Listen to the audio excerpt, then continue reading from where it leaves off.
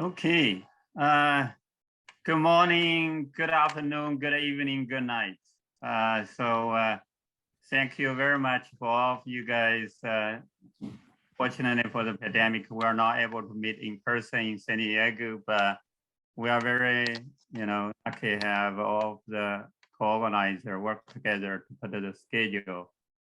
Have this excellent program for the FAANG Workshop. I think it will be a good time for community meet together to discuss some of the pressing issues for the community. So we will have some major talks from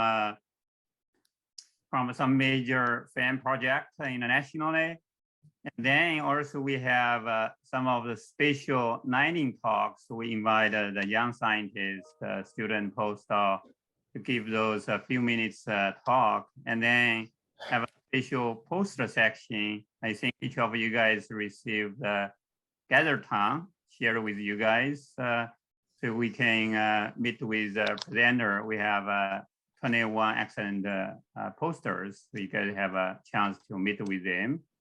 And finally, we will have a roundtable discussion at the end of the workshop. So we have a total of 5 moderators. We'll have a question and for the community to discuss. So a couple of the housekeeping things. So for each of the talk, please keep like 15 to 17 minutes. So allow for the 3 to 5 minutes to ask a question. So Emily, one of the co-organizer, so she will have 3 minutes to on the screen, so you can see only 3 minutes left. Because we have a really, really tight schedule today, we will keep the time. And then if you guys have any questions, so you guys can send the question through the chat, not through the Q&A. So Q&A only for the panelists. I can see it. Other people were not able to see it. So please use the chat function so everyone can see your questions. Let me see other things. Yeah, I think that's pretty much Alex. I'd like to introduce Hui-Jun, can I interrupt just for a second? Sure. Just can you let people know that if they're going to use the chat for questions for lots of different speakers, we want to keep trying to keep track. If they ask the question, and always address the question to the speaker. So at Hui-Jun Zhou, before you ask the question. Thank you. Yeah, that's great. Yeah. Okay. Yeah, I forgot. So I should introduce myself. So my name is Hui-Jun Zhou. I'm a professor in the department at University of California, Davis. Now I introduce rest of the 4 moderators for the workshop. They co-organize this workshop. Elisabetta, could you introduce yourself? Well, hello, I'm from Rnaseq in France, but I'm Italian. I'm in FAANG since a long time. I work in pink genomics with an interest in host-pathogen interaction, and well, that's it. Hello, everybody. I was not ready for it. Okay. Chris? Hi, I'm Chris Tuggle. I think many of you know both Elisabetta and I as co-chairs of the FAANG Steering Committee, and we have been involved for a long, long time. I'm at Iowa State University, and I'm interested in pig molecular genetics and genomics. Hey, thanks. Peter. Hi, I'm Peter Harrison. I'm the Genome Analysis Team Leader at the European Bioinformatics Institute, and I run the FAANG Data Coordination Center, and have also been co-chair of the FAANG Metadata and Data Sharing Committee for a number of years. Hey, Emily. Hi everyone, I'm Emily Clark. I'm a research group leader at the Roslin Institute, and my research focuses mostly on functional annotation in small ruminants, particularly sheep. I led the FAANG to Fork manuscript at the end of 2020. Thank you.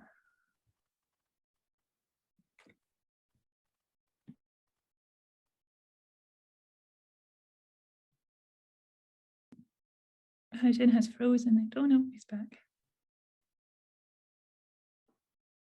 Okay, thanks, Emily. I'm not sure if my internet have a problem or so my internet problem.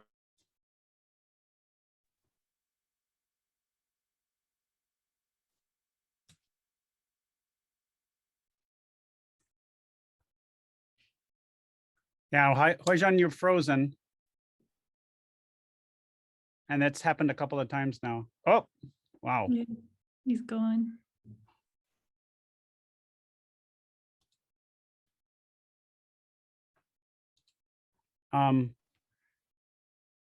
I think maybe we should just get started, not get too far behind. The first speaker, maybe we should just go ahead and get started. Emily, can you go ahead and start? So it'll be Peter starting and then me. Thanks. Chris. Okay.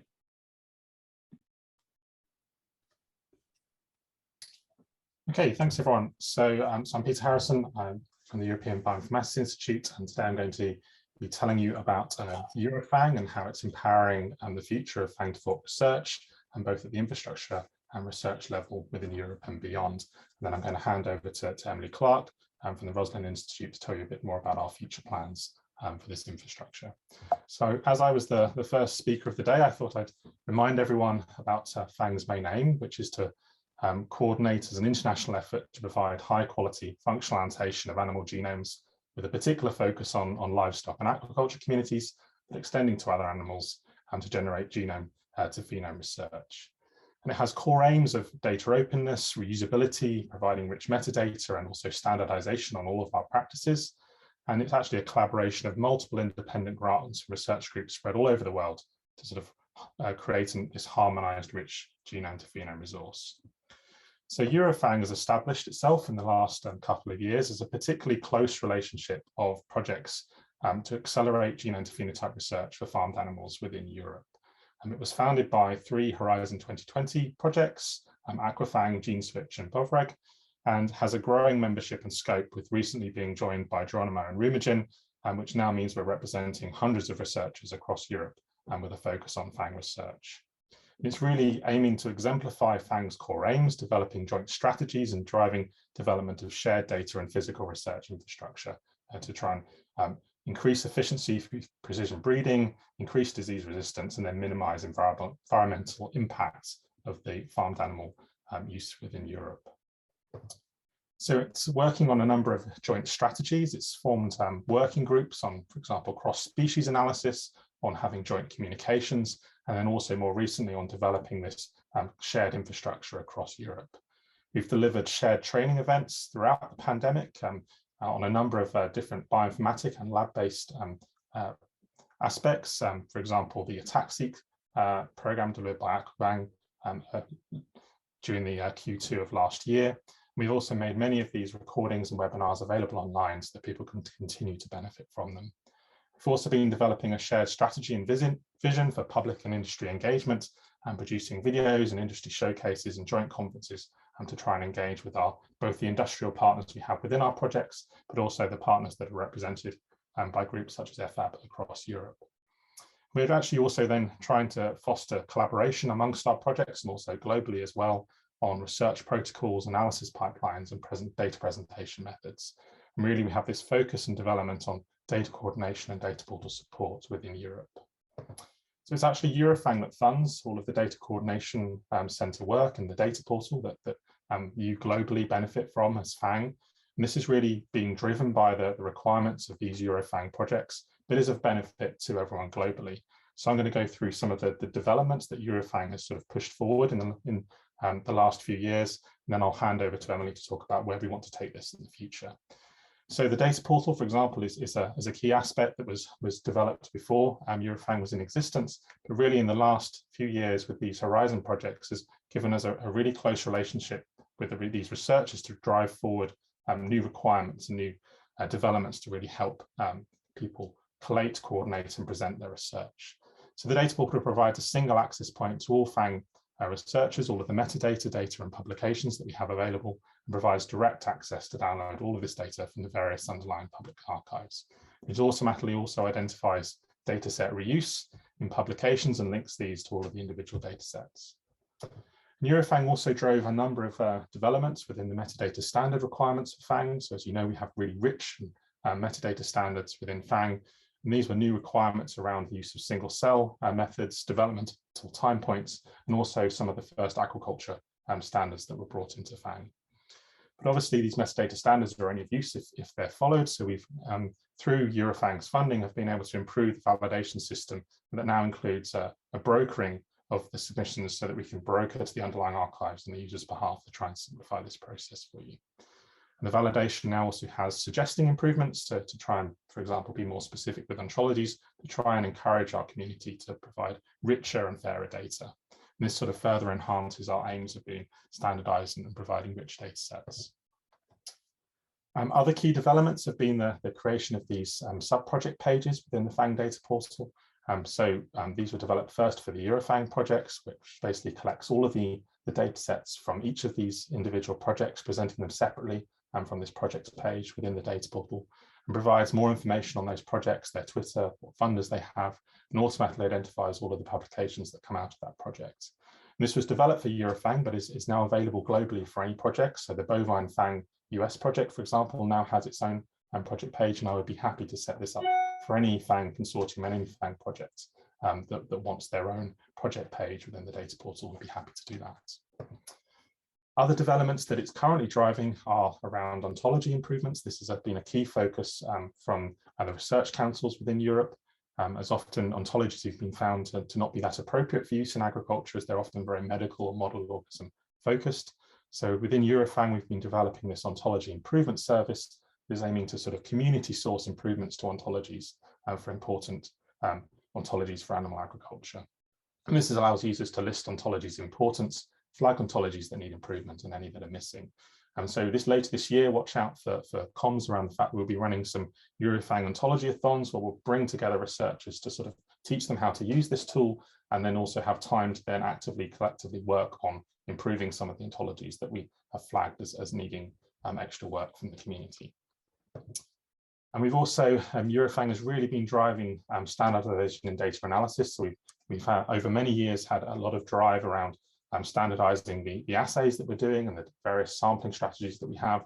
But now that many of these projects are really reaching the sort of meaty end of data analysis, Eurofang projects have really been driving forward principles of open science and open source code and reproducible workflows. So we don't have every project reinventing the wheel and developing new pipelines every time. We're trying to really encourage researchers to reuse and improve a common set of pipelines. And this focus around the NF core effort, which is a community effort to create a set of standardized workflows built using NetFlow. And this is being led by the CRG within Europe, who are actually part of the Bovreg project. But actually all of the Eurofang projects are adopting these pipelines for use within their analyses. And so it's hoped that researchers will contribute and continue to extend these and then utilize them within their analyses so we have as much standardization as possible in the way that FAANG datasets have been processed. So the Eurofang projects are really exemplifying this shared developmental approach, focusing around NF core, but it's encouraged for all FAANG members to contribute and to utilize these pipelines. But obviously there's never one pipeline that fits all requirements. So another aspect is really to make sure we're capturing all of the different metadata around the way in which people are conducting these analyses. And so all of the pipeline parameters to try and make all of the FAANG analyses as reproducible as possible and understandable as possible. So the other thing that the Eurofang projects are really exemplifying is integration between the Ensemble and Genomes browser. So for those that don't know, the Ensemble is a world-renowned genome browser and with a particular focus now on developing views for agricultural species. And so the Eurofang projects have Ensemble's been working closely with the Eurofang researchers to develop these improved annotations of these key farmed animal species and expanding into multiple reference supports, so supplying support for multiple breeds, and then adding support for developmental stage and tissue-specific annotation tracks. And one thing that's coming out very soon from the FAANG data portal is a new track hub brokering submission tool that would allow you to basically submit your own tracks that will then feed directly into use within the Ensemble and UCSC genome browsers. So that will be announced very soon. And so the Eurofang has sort of been established now and is developing these data infrastructure systems for use within Europe and globally, but we're now really needing to grow future infrastructure requirements both at the European and global level. There's need for this standardized framework for collecting, coordinating and sharing Europeanomic data sets. So we're developing this collaborative platform for standardized analysis and interrogation of all of the FAIR data sets that we're collecting. So EuroFAANG is really going to be driving these data infrastructure and coordination requirements for the next phases of genome to phenotype research. But obviously now there's going to be a need to extend beyond just data infrastructure being shared around Europe, but also into a physical research infrastructure. So I'm going to hand over to Emily to tell you a bit about that. Okay, thank you very much, Peter. So so it's my job now to talk about a potential future European infrastructure for genotype to phenotype research in farmed animals. So we all know that to produce healthier, more sustainable farmed animals, we need to more accurately use an animal's genetics or its genotype to predict its characteristics or phenotype. So the aim of the infrastructure that we propose is to build on the foundation provided by the Horizon 2020 projects and establish a formalized infrastructure for genotype to phenotype research in farmed animals in Europe. And this would be called EuroFAANG and extend current EuroFAANG efforts. And the purpose of the infrastructure is to streamline how we best use our capabilities in genotype to phenotype research in farmed animals across Europe and with global collaboration to achieve the research priorities that we identified in the FAANG to Fork paper that was published at the end of 2020. And those research priorities include high throughput in vitro systems for functional validation in vitro, pan-genomes in comparative genomics, GTEx projects such as farm GTEx, large phenotype collections, building in vitro biorepositories and sharing access to those, and then also developing single cell atlases. And together we believe that they'll lead to healthier and improved animals. Next slide, please, Peter. So the EuroFAANG infrastructure that we propose has 4 main goals. Creation of a common data structure and data access for genotype to phenotype research in farmed animals by extending the current data portal. And then the second goal is to develop, curate and biobank in vitro biological systems for the main farmed animal species. This could be, for example, for in vitro functional validation of causative variants using high throughput phenotyping systems. And this would be a consolidated and accessible resource. And the third goal is to share and expand capabilities in new breeding, phenotyping and genomic technologies, such as genome editing, as a route to application of FAANG data to understand the genotype to phenotype link. And then the fourth goal is to link and exploit synergies with existing infrastructures and initiatives to consolidate genotype to phenotype research in farmed animals across Europe and globally. So the EuroFAANG infrastructure would be established in 2 phases. Next slide, please, Peter. So phase 1 is the phase that we're currently working on, and it's focused on development of the concept of the infrastructure, with the aim of identifying shared capabilities across institutions, including in biobanking, genome editing, and high throughput phenotyping. And then also exploring synergies and linking with existing infrastructures, initially in the EU, such as PigWeb, SmartCow, and infrastructures for data, such as Elixir, and then also expanding to links globally. A key component of the first phase is extending the FAANG data portal and supporting that, and also positioning the EuroFAANG infrastructure within the European Strategy Forum on Research Infrastructures, which is known as ESFRI. And ESFRI has a roadmap that the EuroFAANG infrastructure would fit in, and part of phase 1 is developing where we would fit in that roadmap, because currently there is a gap for farmed animal themed agriculture in that space. So we're currently working on phase 1 at the moment, developing a grant proposal for submission to the European Commission in April, and this would be around concept development. Next slide, Peter. So as I said, the infrastructure would be established in 2 phases. And phase 2 is a meta infrastructure for genotype to phenotype research in farmed animals. This would follow on from concept development and fit within the S3 infrastructure landscape.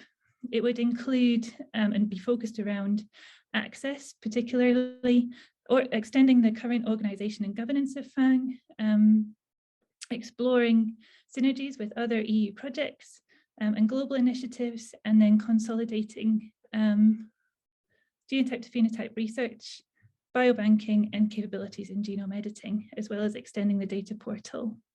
It would involve training opportunities, particularly for early career researchers, and will be based around user-defined priorities with interaction with stakeholders through, for example, FAB, the European Federation of Animal Breeders. Could you advance the slide 1, Peter? Ooh. It's gone a bit strange. Can you go back? Sorry. Oh, there we go. That's it. So all I wanted to add was the smiling globe saying that we needed to collaborate for this infrastructure globally. So in the roundtable discussion at the end of this workshop, we'll talk more about ways to harmonize infrastructures globally for genotype to phenotype research with interactions between EuroFAANG, Global FAANG, AG2PI, and other infrastructures. And then next slide, Peter. So it's my job just to conclude Peter and I's presentation.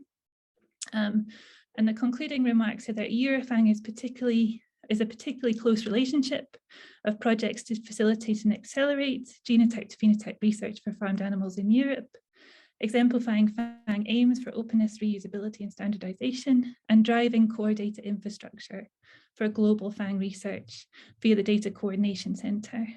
And as I've just mentioned, we plan to formalize EuroFAANG as a research infrastructure that leverages European and global expertise and capabilities in genotype to phenotype research. Next slide, please. So just to acknowledge Peter and his team at EBI, and also the people who were involved in the EuroFAANG infrastructure concept development that we're now taking forward, and acknowledge the funding from the Horizon 2020 European Union Funding and Research Innovation Work Programme. And this is the EuroFAANG website in the bottom right corner. Thank you for your attention.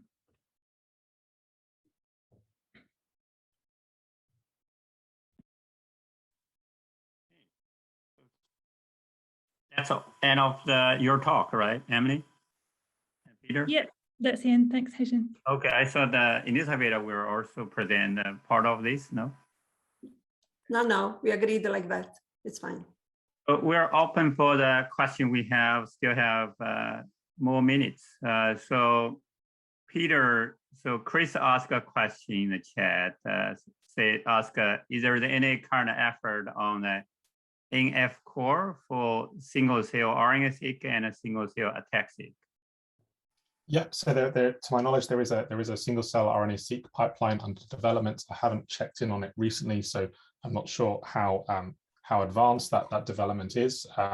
But yes, there's definitely an effort. So it will either be already ready for use and very much would be recommended that people would use that, or if it's still under active development, I'm sure the people who are working on that would be very open to other researchers contributing to that effort as part of the community. But yes, I'm definitely aware of a single cell RNA-seq and single cell ATAC-seq NF core pipeline that's under development. Yeah, actually there's one person, Michael, asked in a Q&A. So ask, will your FAANG meet the requirement of ISO 23092, ISO 2061, and ISO 3985? Peter, probably you can also see from a Q&A. So for the people ask a question, please enter the questions through chat, not through the QA. So everyone sees the question. So from the data coordination data side, we haven't actually gone and checked against the ISO standards, but that is definitely an aspect that we would be doing. So one of the things that the EuroFAANG proposal is going to do is bring us much more closely aligned with other European infrastructures around data science. So for example, Elixir and EOSC, and really as part of that, it will be about adapting the standards that we've developed and for both the metadata and also the data portal and the way in which we share data to align much more closely with other European efforts and global efforts on such standards. Okay, any other questions for Peter and Emily? So Peter, I'm just wondering, for those track you mentioned for EuroFAANG, so currently all of the EuroFAANG data can be built up in the Ensemble to have, use the Ensemble browser to look at the, such as enhancer promoter in different tissues. How about the data from other projects submitted in the FAANG portal? What do you guys have any particular plan for that? So actually, Ensemble will always use the best data that's available at the time. So it's not just data that's being produced by EuroFAANG, but actually the way that the EuroFAANG projects were set up, they've partnered specifically with Ensemble. So we have the sort of aspects of their attending the same working group meetings and also contributing at the scientific discussions to basically discuss the findings from the Ensemble annotations and then tailor those to the sort of the scientific questions that those researchers are then asking. So it's just a closer relationship.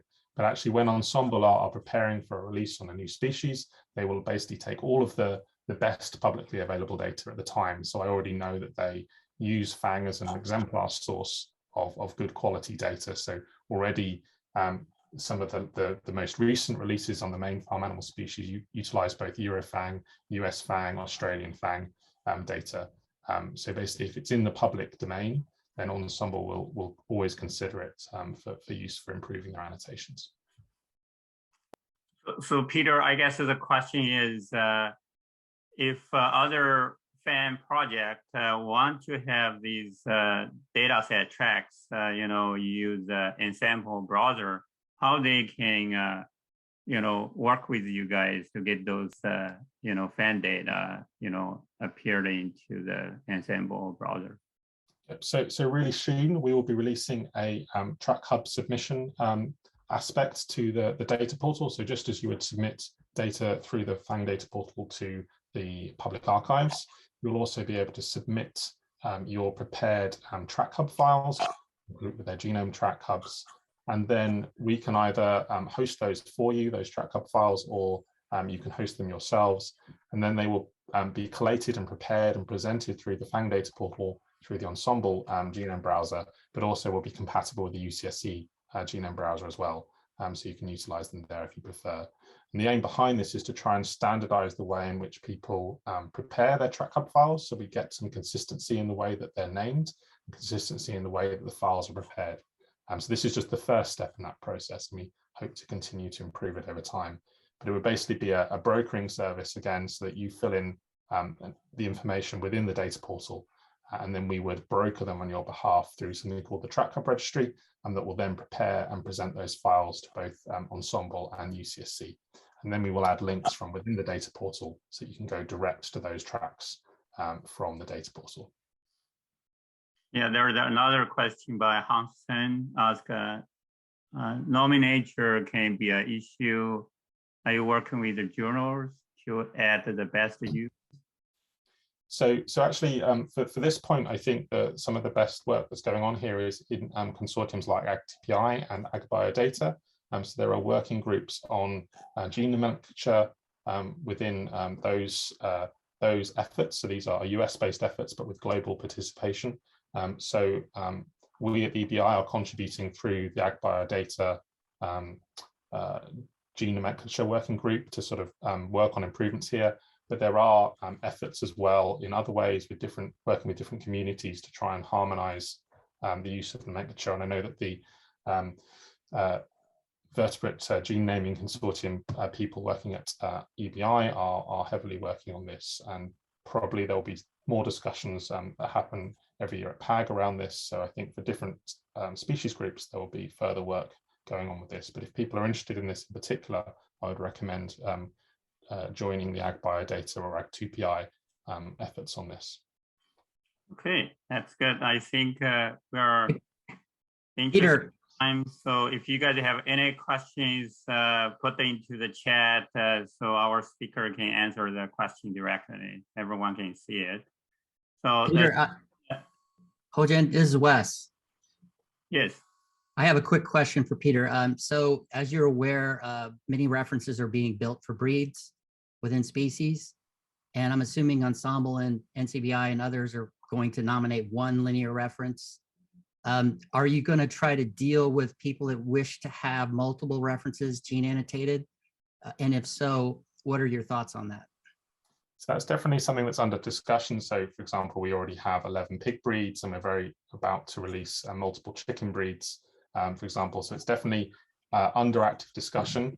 Ensemble will in general nominate a primary for its main release, but our intention is to basically provide better support for multiple breeds and the ability to lift over annotation onto multiple references. But it's definitely something that needs a lot of exploration within our community, and particularly around the use of graph genomics, for example, to how we better manage the fact that we have multiple references and how we deal with that.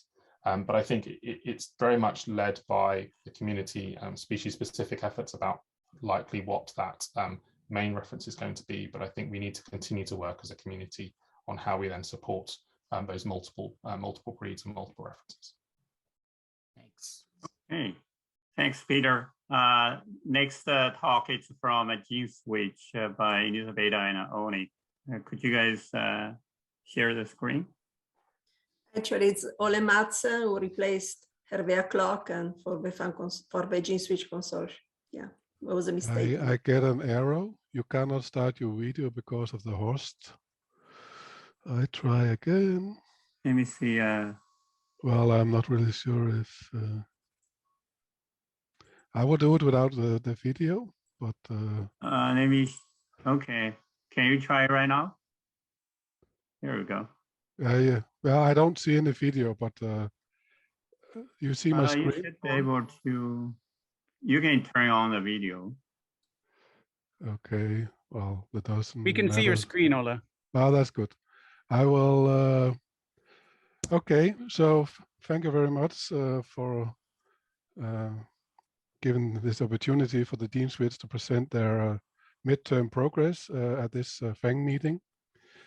So as Elisabetta already told, Hervé was actually the one who should give the talk, but he is not available today. So I would say everything that goes well is because of Hervé. Everything that goes wrong is because of me then. So I will tell a little bit about how our sample collection are progressing and how our assays by sequencing is going on. So Gene Switch, we want to annotate, have a functional annotation during development. And this annotation, we would like to use the annotation here for building, the features that are important to give a pig or to give a chicken, and also to understand the relationship between genes, environment, and the phenotype. So build the features that are involved in making the phenotypes. So the Gene Switch Consortium is a consortium of 11 partners in 8 countries. And many of these institutes that are involved are also part of the FAANG community. And at the same time, this Gene Switch Consortium is funded by the Horizon 2020 of the European Commission.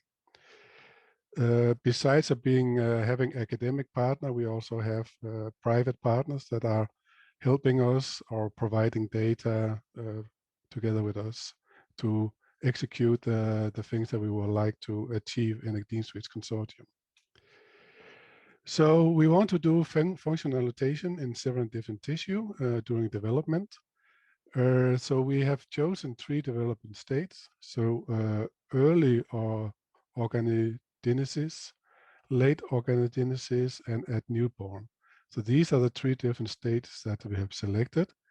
The reason for selecting these were that they were quite well fitting together with some of the things that the US FAANG were planning to do. So we try to take other time of development. So they are more in the adult states they have done. so that the data that we are creating are complementary to the things that have been done in the US for these two species as well. For the 7 tissue, we also try to select tissues where we're from different germ layers, and in that way to see if there's difference in development of the different germ layers. I just have to say that I see only my presentation now, so when I have 3 minutes less left, just yell, then I know. So the sampling we have done so that this is the 3 different time in the pig, so at 30 days and 70 days of development, and in chicken at 8 and 50 days, and then at hatch at newborn here. These are the lines that have been used. For the 2 early development here in the chicken and in the pig, we have used what we call pooled samples, because the organs are so small here that we were not able to use it from one single specimen. We have also chosen to have 2 males and 2 females for each developing stage. And what we had done additionally is that besides the tissue that I just showed before, we have also 6 additional tissue, which have also been sampled now in a biobank, so that we can they can be assayed later on if it is needed. Also inside, for example, the FAANG initiative. So all the data that we're producing, and I'll get back to a little bit later, will go into the FAANG data protocol, and we will also have extensive biosample records of all the individuals that have been used. At the same time, we will all the protocol and how we have extracted DNA and how we have done the sequencing will all be also at the FAANG portal, data portal, available in the protocol. So this is an example on one of the biobanking of one of the tissue for one of the individual. So these are all the things that you can find information that then can be reused by other people later on if they want to use a specific sample. They have an extensive amount of data available for, let's say, the phenotype and all the kind of information that is needed to be sure that you know which kind of sample that you're using. So we have tried to do the assays that have also been recognized by FAANG to do, and a couple of extras. So we will also do DNA methylation, Hi-C and CTF from ChIP-seq and AttaSeq, the 4 marks that have been suggested by the FAANG, and also small Rna-Seq and Isosex have been used or are in progress at the moment. So here is a table where you see, let's say, the status that we have at the moment. So we see here you can find the different assays that we are doing. At the same time, you can see the accession number that are available already. So these data is already available for people, and they have been put into the ENA and the FAANG DCC or data portal while under, let's say, the Toronto agreement. So they are freely available for everyone to look at, but of course they have to be used according to the Toronto agreement. So most of the data is already available. Some of them will be available in February, and some are still somewhat ongoing, but will be available very soon. So we are in the very end at creating all the data we would like to use. And I think already Peter came into this. So pipelines that we're going to use for the assays are actually based on the NF core pipelines that are used. So we use these set of criteria that are set up by the NF core. And sometimes we will directly use the NF core, so like the AttaSeq and the ChIP-seq. Sometimes we will have what we call dedicated pipelines, where some extension maybe, for example, to the NF core pipeline will have been made, or where really new things have been integrated into the NF core pipelines that were available. But all these pipelines that we're using, they will all be freely available and on the FAANG GitHub, so that people can contribute if they want, and also so that people can freely use them if they want to do that. And also so that comparative analysis can be done between different tissue, for example, or different FAANG initiatives. So a few things about some of the achievements that have been done, or a few results. So for the Rnaseq, everything is now ready. I think it's a quite good library that have been made of that. And if we look at the quality control that we do, and we look at the read distribution around the transcription start site, looks like the most of them are very enriched around the transcription start site, as what you expect for open chromatin around the transcription start site of genes. So we believe that we have now, let's say, good quality of most of the samples, and that we will now continue with, let's say, more downstream analysis very soon. The same for transcriptional analysis, Rna-Seq. These are all finished. Session numbers you can find here. And these are then the number of data reads that we have for the difference. So for total RNA, so total poly-A Rna-Seq, and we also for the small Rna-Seq, the number of reads. And the mapping that we have looks also quite as expected. So here we have, let's say the first clustering analysis on the Rna-Seq here, and we seem to see some quite preliminary interesting clustering, so kind of difference in clustering. So what we sometimes see is that some of the tissue, like what you see here, so you see the lung, you see the ileum, you see the skin, and you see the muscle here from stage 1 are grouping together here. And what you also sometimes see is, for example, that one tissue, so for example, as we have the kidney here, all 3 stages grouped together.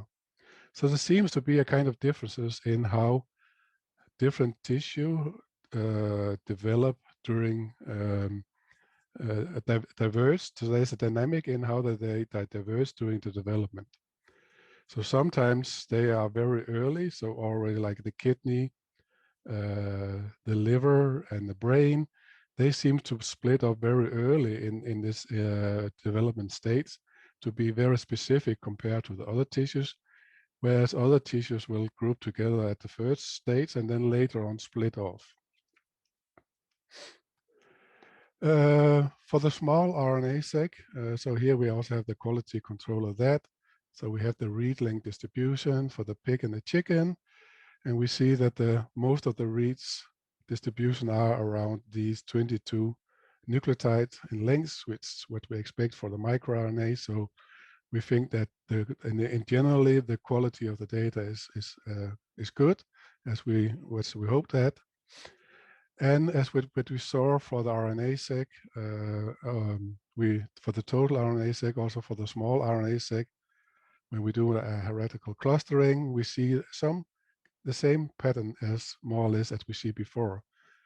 So we do see that sometimes, like here, now the brain, cluster all the 3 different stages clustered together. And sometimes we have a mix of, like here, that at the 3rd stage of development, different tissues are together again.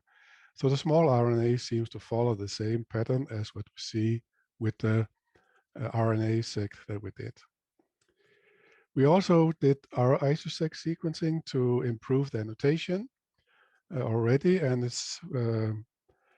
we are quite happy with some of the preliminary results that we have here, because it seems like we really can increase the number of isoforms or genes that we can find. So if we look here at the number of what we could call new genes or novel genes, we see that for all the different developing states and all the different tissue that we have, it does seem that we do find new new genes that have not been annotated yet. There are still, we need some kind of optimization in the analysis of some of these Isoseq, but we are quite confident that this will give new annotation of new genes, but also new isoforms. So new transcript will be annotated. In the DNA methylation for the same, so what we have done here is that we have 3 of the samples of each development state of each tissue. We have done RRBS, and for one of them, for each stage, we have done whole genome bisulfite sequencing. So we have a little bit of combination of these 2 different types of assay for the DNA methylation. And if we then look at the DNA methylation, and again in the heretical clustering here on the RRBS, we do see the same pattern. It's a little bit different from some of the other ones, a little bit, some of the clusters are a little bit different. But like as we see here, the brains, the liver and the kidney, they also now again cluster together in all 3 stages. And some of the other tissue are together in the first stage, and then they diverge later on, are the 2 later stages of development. So this all seems to follow the same pattern for the different assays that we're looking at. The ChIP-seq is ongoing in the sense that for the pig, it have just finished, and for the chicken, it will finish very early. And as soon as we have all the data, we will, of course, submit that to the FAANG portal, and we will make that available as well.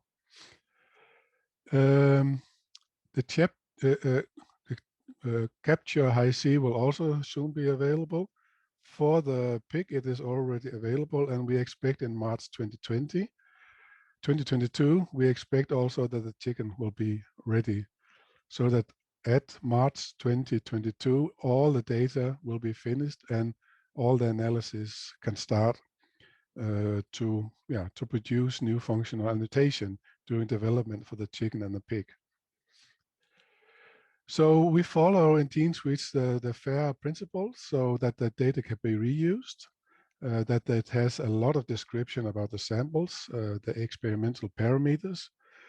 We also, to FAANG DCC, upload our primary analysis from these pipelines that I showed earlier on, so that, you can get, let's say, all the data, where have, for example, for the ChIP-seq, where have peaks been predicted at different developing states, so that these can be used by other people or for also exploring the data. So what I said, everything is accessible through the FAANG data portal, and you can find all the data here as soon as we have it ready. It will be submitted immediately and made available, of course, following the Toronto Agreement. So here's our acknowledgement. So that's I'm happy that I reached the last, more or less the last slide, because it's always very important. So this is a large collaboration. So Roslyn, INRA, Diagnostic, ISERM, Ensemble, EBI, and then at the Wageningen University as well.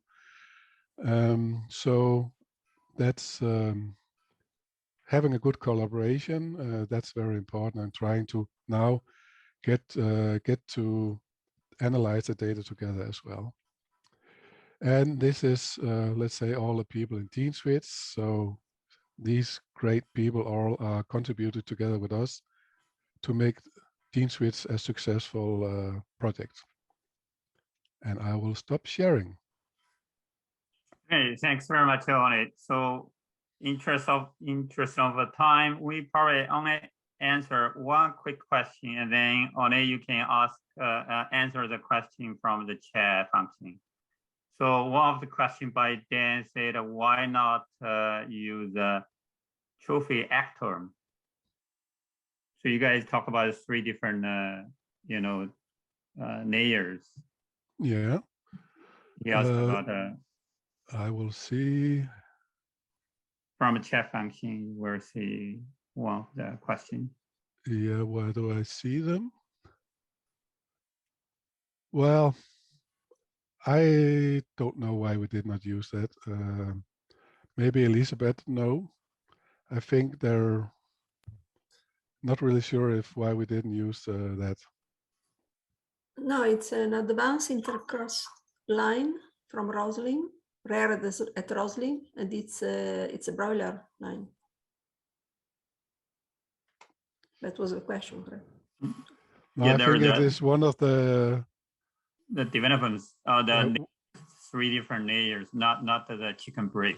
It's a yeah. Is it not at this? Well, I'm not a development person, a biological person, but it is a certain type of the things in one of the germ layers, I think, or not? yeah, germinate. Yes. Yeah. If you guys answer those questions on the chat function, that would be great. Yeah. Yeah, it's better. Okay. Thanks very much. So we have a next speaker from the bovine rack from Eurofan, Gabriel. Could you share the screen?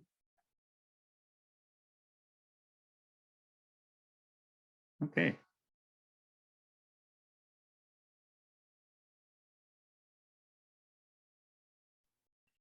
Okay. Is it working? Yes. Okay. First of all, I would like to thank the organizers for the opportunity to present some of the achievements we have made on Bovrag so far. I'm a postdoc in the University of Liège, working on Bovrag. And Bovrag is a consortium that brings together scientists from 20 leading labs on the different countries, EU, Switzerland, International Organization, Canada, and Australia, aiming to improve our understanding of the cattle genome and also to provide a comprehensive map of functionally active genomic features in cattle. This knowledge is critical for biology discovery and linking genotype to phenotype, and this knowledge is also key for biology-driven genomic prediction needed by scientific and industry livestock communities. Bovrag is structured in 11 different work packages with different goals and different tasks. But today, I'm going to focus on the results and some interesting achievements and outcomes that we have from work package 2, which is working on the functional annotation and structural genomics of cattle genome. This work package is led by Carole Charlier on the University of Liège, co-led by me, and also working in close collaboration and active collaboration with the FBN group in Germany, CRG in Spain, INRAE in France, ETH in Switzerland, EWEGIN in UK, in Roslin, and FEMV in Portugal. And what's the data set that we have on Bovrag to generate the functional annotation of the bovine genome? In Bovrag, we have 6 different animals, both sexes, in different breeds. We have Holstein breed, Kinsella composite breed, and Charolais crossed with German Holstein F2. These animals are from different environments. They are coming from different countries, Belgium, Canada, and Germany. And we collected from each tissue about 19 or 23. We collected about 19 or 23 tissues from each sample, comprising a total of 129 tissue samples to perform functional annotation. Additionally, these animals are from different ages. We have neonate animals more or less 2 weeks old, which are the Holstein animals from Belgium. We have juvenile or puberal animals that are 7 months old, more or less, from Canada, Kinsella composite. And we have the adult animals that are more than 1 year old, which are the animals from Germany. This diverse catalog of tissues is the data set that we have to generate the functional annotation of cattle genome. And what are the tissues that we are using on Bovrag? Here I'm showing a list of 24 different tissues that are priority within the global FAANG, and they were selected because of its relevance for Bovrag key traits, which are disease resistance, feed efficiency, and fertility. Using this diverse catalog of tissues, we already did different assays, mRNA, total RNA, small RNA, ATAC-seq, and ChIP-seq for 5 different antibodies, 4 stone marks and 1 CTCF. in Giga on the lab in New Liège, and the group from UK, led by Emily, also did the cage experiment on the same tissue samples. This data was analyzed using NF-core compliant pipelines. We agreed on Bovreg to use the pipelines NF-core compliant in order to be reproducible. And as mentioned from Gene Suite, we have some pipelines that we have small changes and are already released on Bovreg GitHub portal, which are the pipeline for Rna-Seq. And we have a cage pipeline on the GitHub from Nasdaq that is being implemented by Bovreg. And for small RNA data, ataxic data, and ChIP-seq data, for the moment, we are using the ones available on NF-core. But Bovreg will also release a collection of pipelines with some optimizations in order to allow us to do functional notation with the NF-core pipelines or NF-core compliant. And this is part of the topic that is presented on the poster of José and this FAANG workshop. We already have as an outcome a high resolution comprehensive characterization of the gene expression across the tissues. On Ensemble, we have about 27,000 genes annotated on the version 104. For NCBI, we have 35,000 genes and pseudogenes annotated. And putting together the data from mRNA and total RNA assays from Bovreg, we could annotate 43,000 genes and pseudogenes. And from those, at least 15,000 when comparing to Ensemble annotation, exhibit at least one potentially novel transcript assembled. Taking into account the whole amount of transcripts that we annotated on Bovreg, which 277,000 more or less, at least 19,000 transcripts when comparing to NCBI were completely novel ones, are predicted as unknown or intergenic ones. And only 34,000 when comparing to NCBI exhibit a complete match with the intron chain, a perfect match with the reference file from Ensemble or NCBI, showing that we already have some interesting differences and we can improve the resolution of the transcriptome map of bovine. We also see that tissues originating from the central nervous system exhibit a greater number of genes with elevated expression.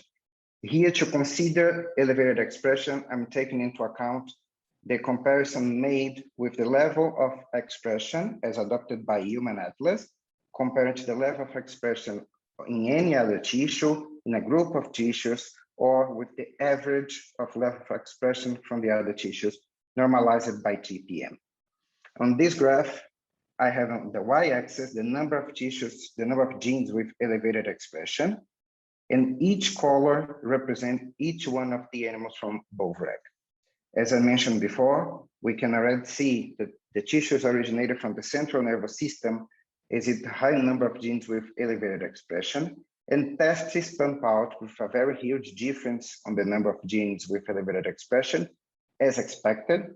We know that the testis is one of the tissues with high expression, and we can also see the difference between the neonate animal, which is the animal from Belgium, which is close to birth, with the adult animal, which is the animal from Germany. We also see that the purebred or neonate animals has a greater number of genes with elevated expression with potentially novel transcripts. In this step, we are considering here only the tissues that are commonly collected from all of the 6 animals, and for which we have mRNA and total RNA data for the 6 animals for the 12 tissues. We are obviously removing here and excluding the tissues that are sex-specific, like testes, ovary, and uterus. And doing the annotation following the pipeline from Bovreg, we could see that the hosting male and female, which are the neonate animals, exhibit a greater number of genes assembled compared with the composite breeds.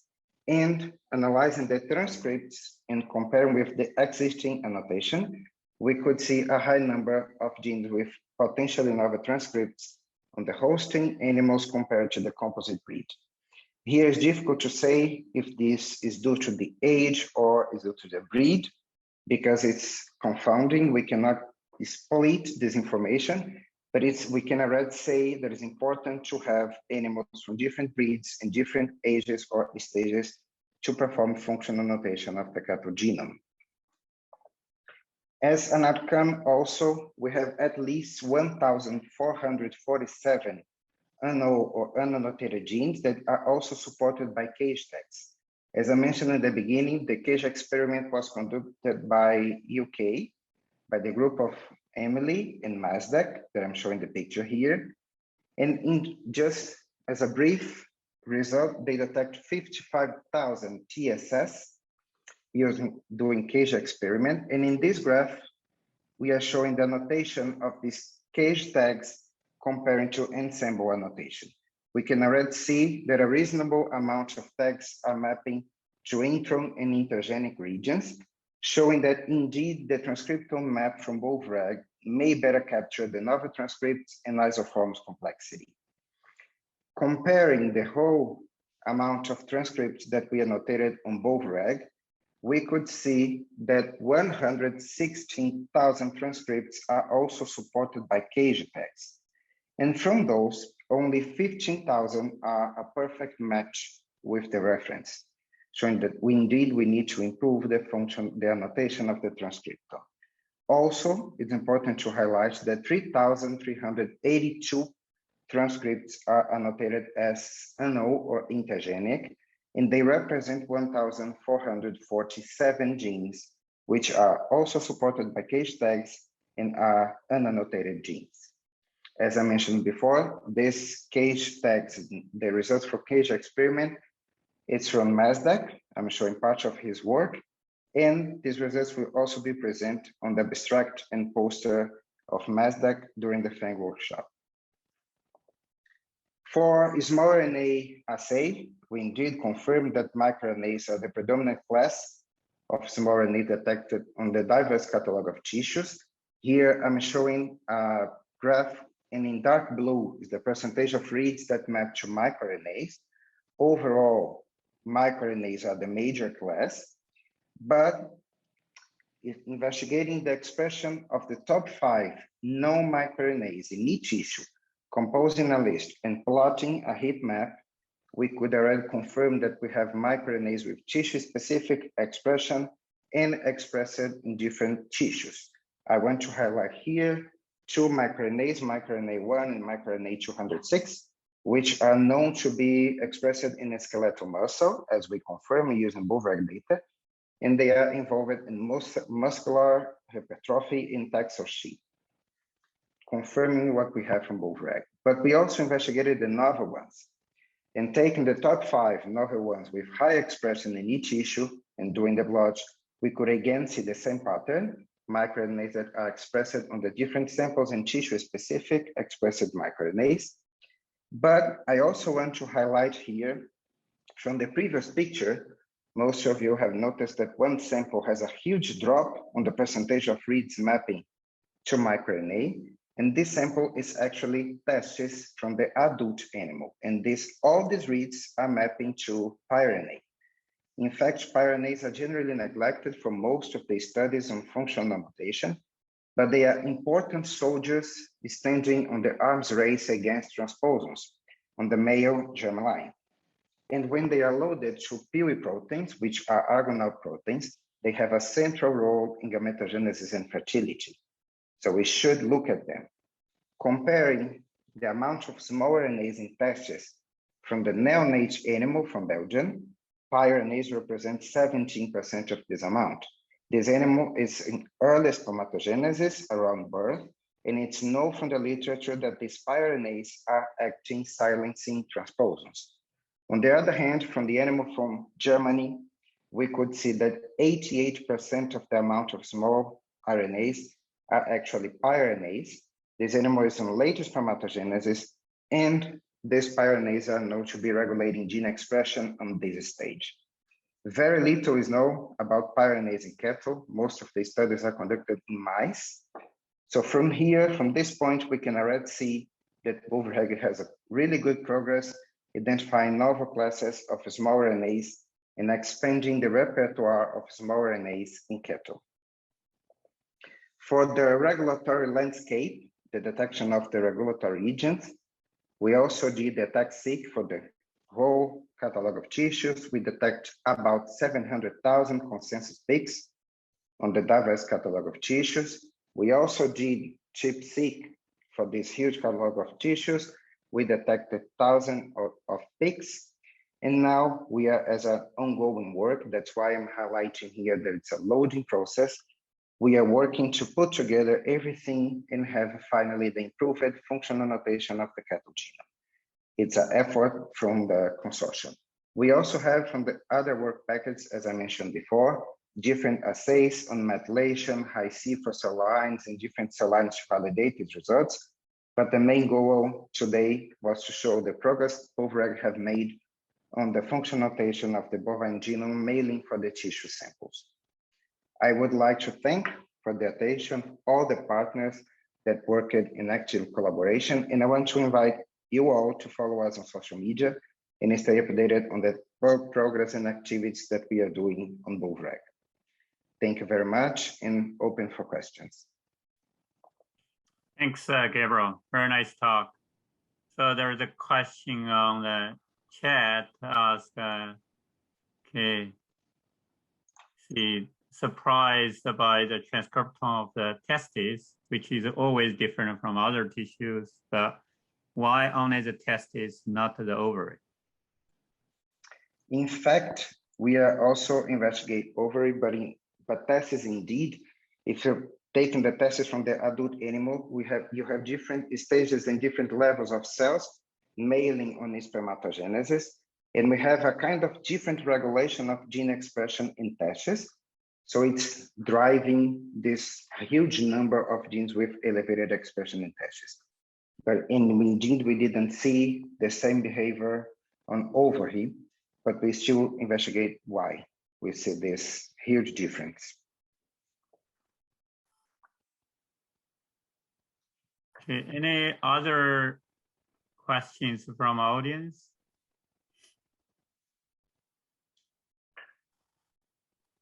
Okay, from Jonah asked, have you looked at any co-expression networks? Not yet.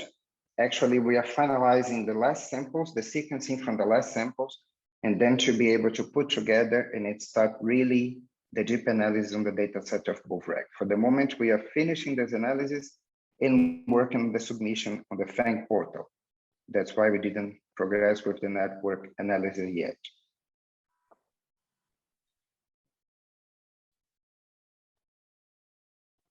Okay. Any other questions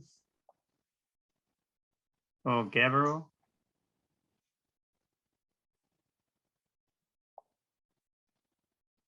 So Gabriel, you guys look at the different breeds. So how you guys plan to look at, because I guess we're being involved so many of the genetic variants, you know, between different breeds, hybrid, and what's your plan to, you know, utilize those information, genetic variants associated with gene regulation? You know? Yeah, it's actually it's a challenge. In Bovreg for the other work packets, we also have EKTL and meta-GWAS with different breeds. For the functional notation, the main goal in the beginning was to have the different breeds and to be as diverse as possible to have a more rich functional notation, and then use this information to refine some interesting picks for meta-GWAS, from EKTL, from the different breeds. For us, on functional notation is a rich information to have as many diversity as possible or more complexity as possible for the isoforms. But indeed, to disentangle this with the genetic variants will be another level of challenge that we are starting to work on Bovreg and put some meetings to discuss and be able to move forward. But indeed, it's a challenge coming. Okay. Thanks very much, Gabriel. If you guys have any question for the Bovreg, you guys can still continue put into the chat, use the add to Gabriel, so he and his team can answer those questions. So our next talk will move to the third of the Horizon 2020 from Europe FAANG. It's Aquaculture by Matthew. Matthew, if you can share the screen. Yep. Hi. If I can share the screen, always an exciting experience sharing screens. Okay. Yeah. Is that okay? You can see Yes. my, yeah, great. Okay, thank you very much. I'm super happy to be here, and thank you to the organizers for making this possible. I've been really impressed by the talk so far. I hope I can provide some information and interest for you all. But now I need to ask you to leave the land and dive into the oceans with me as we explore the third of the FAANG projects, Aquafang.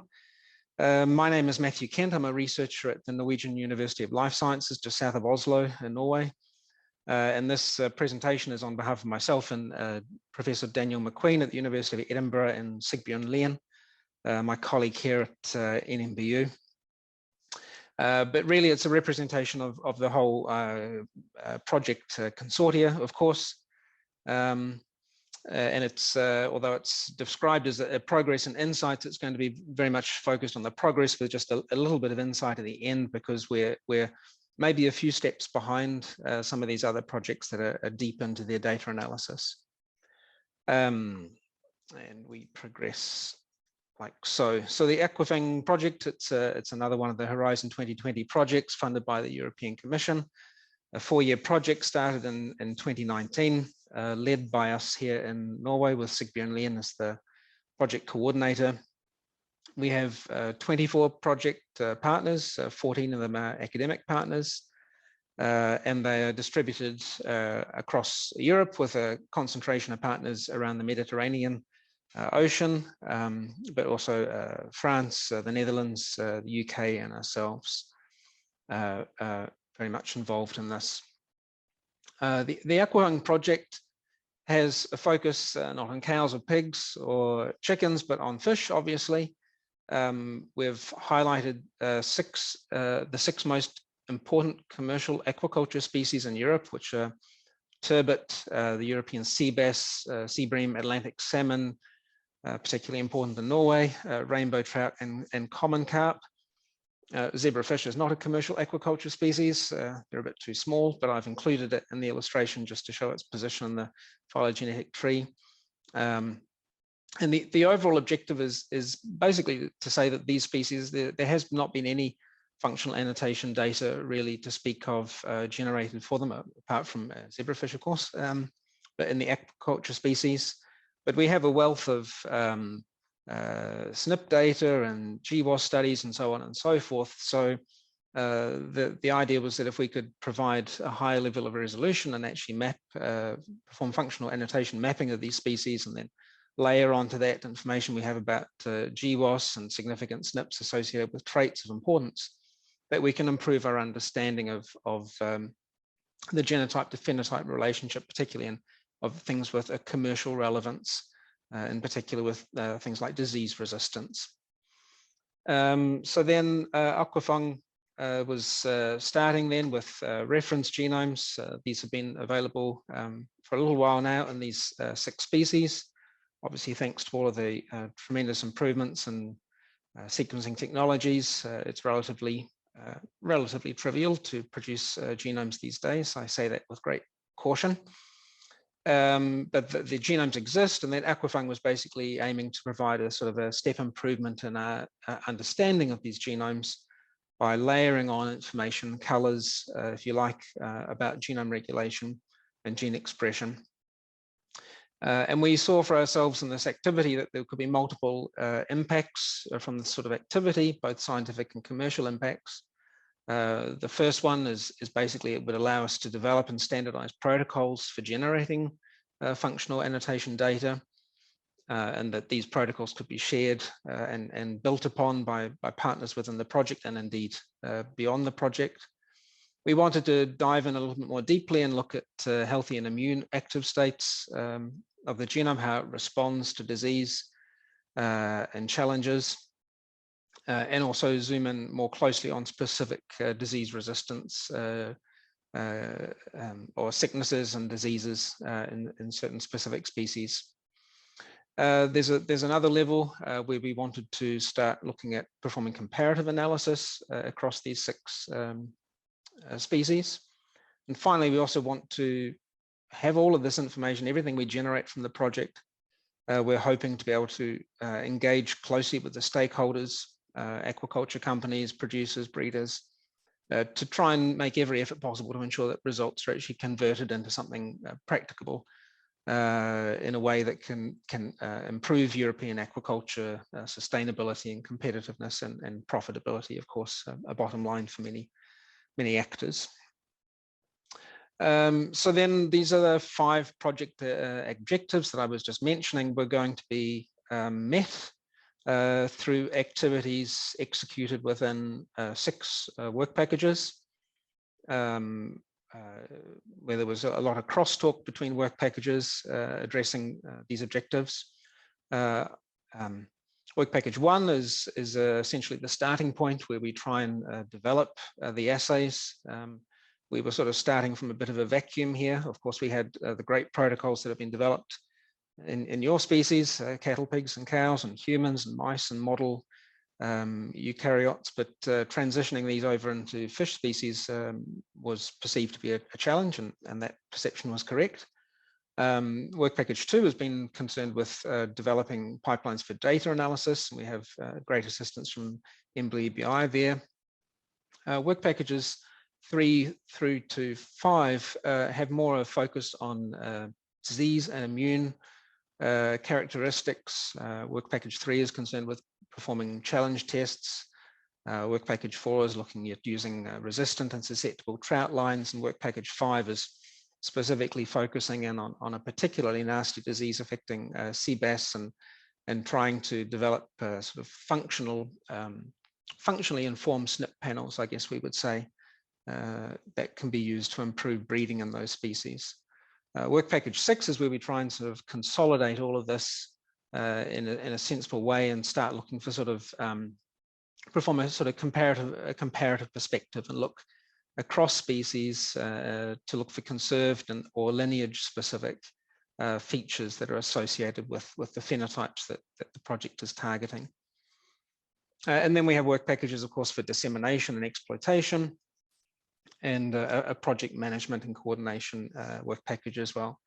But the partners on this project are many of the usual suspects, I guess, that we see on many of the other FAANG activities, which is nice to see.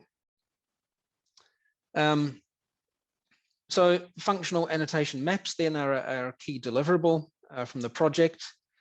We have in hand high quality reference genomes available for these species, but really there's been lacking this sort of very comprehensive and deep appreciation of the transcriptome, of the chromatin accessibility, and of the regulatory elements within these genomes.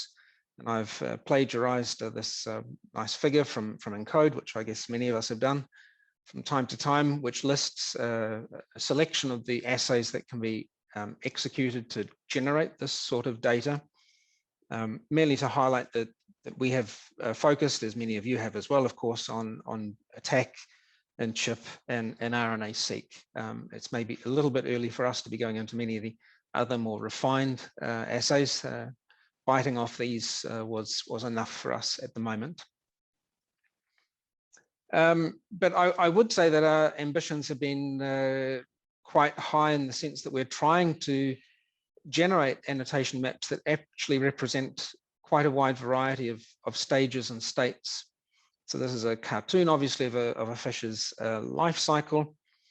And we're not satisfied to focus on just one of these points. So we're actually generating annotation data for early embryonic stages in the fish, also in the juveniles, the sexually immature fish, and finally in the adult fish. But beyond that as well, because of our particular interest and focus on disease and immune state, we're wanting to look at disease states in adult fish.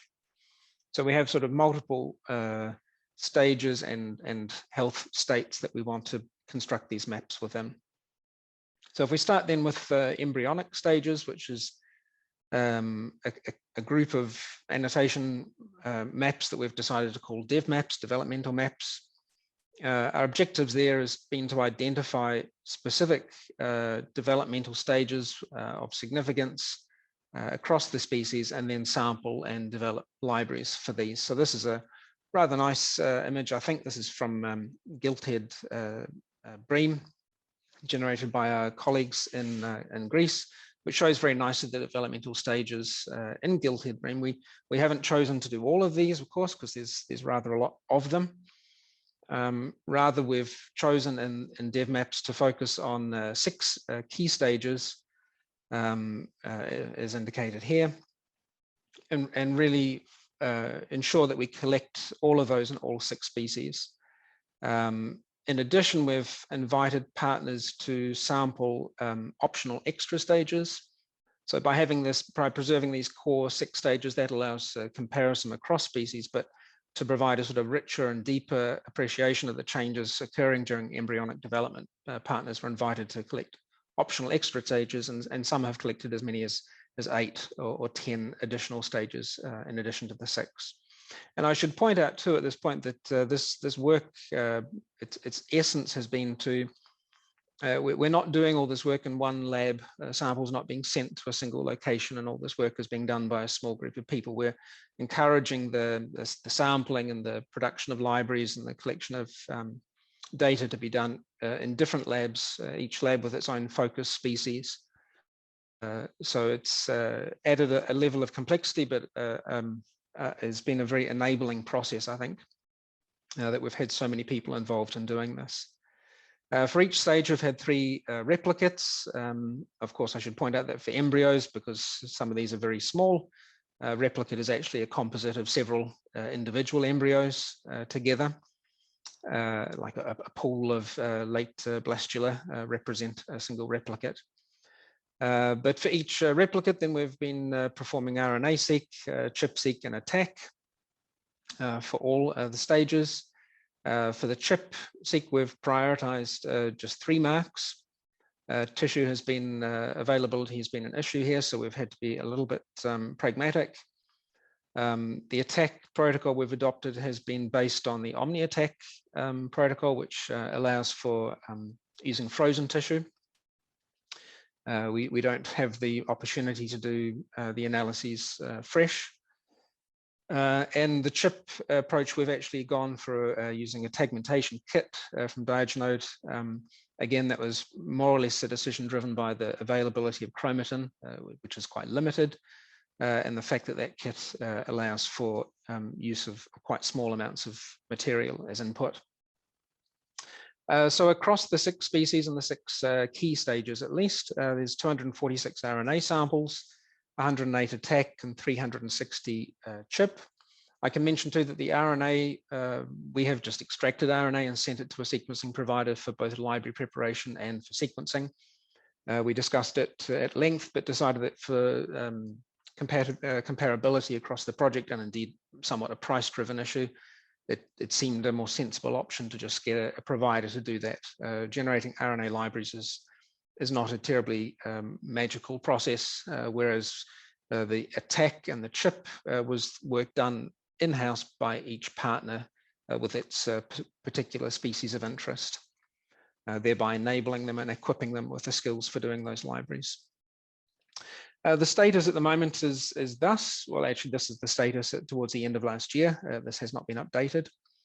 Where you can see, I think that for almost all species, the RNA and the attack sequencing is complete, with some small exceptions. ChIP, as you notice, is missing from a number of the species or reduced. ChIP has been the last assay that we've deployed. It's arguably the most challenging of the 3, certainly a lot more challenging than extracting RNA, and required a great deal of optimization and refinement. So for most of the species, where ChIP is the last hurdle to overcome. For those keen-eyed among you, will notice that the percentages exceed 100 for Atlantic salmon and rainbow trout. That's not because we've decided to do a whole lot more samples. It's my poor accounting skills. It's basically indicating that we've, in some cases, had to send more than one library representing a particular stage or state. Maybe the first library wasn't successfully sequenced and we had to generate a new one, and I haven't adjusted the numbers accordingly. For body maps, this is looking at mature and immature states. I apologize if anyone's having their breakfast. This has been focused on developing annotation maps for tissues. So we've had to develop quite detailed dissection protocols highlighting what we're wanting to sample and how it can be sampled and frozen in the correct way. For this, again, it's all 6 species. We've focused on 7 tissues. For each of those tissues, we've collected 6 mature fish and 6 immature fish, where there 3 of each are male and female. RNA has been extracted and sent for sequencing for all of these samples. For CHIP and ATTACK, we decided to drop distal intestine and have focused on brain, gill, gonad, liver, and muscle. Again, this is somewhat a question of economics, but that was a choice that was made, and we've also chosen to focus on 5 CHIP marks. I guess the core marks that most people sort of default to. Again, the ATTACK is based on the OmniATTACK protocol, thereby allowing us to work on frozen material. And also with, and the CHIP has been based, I guess, on the classic protocols, so not a kit-based protocol, something that's relatively easy accessible to most labs using sonication. Across the project, the partners with 6 species, 7 tissues, and so on and so forth, it's 504 RNA samples, 360 ATTACK, and the whopping total of 1,440 CHIP libraries. Once again, we've hit the mark already and completed sequencing of RNA and ATTACK across the board. CHIP is once again lagging somewhat behind in some species.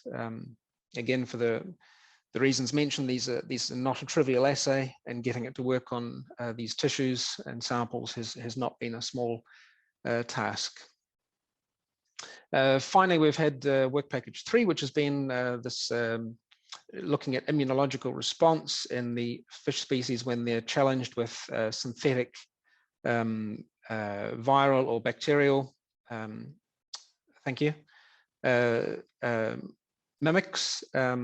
We have injected into fish and then allowed them to continue respond biologically, and then sampled the head kidney and prepared libraries from the head kidney, or we've isolated the head kidney cells before challenging and then challenged them in vitro with these viral and bacterial mimics.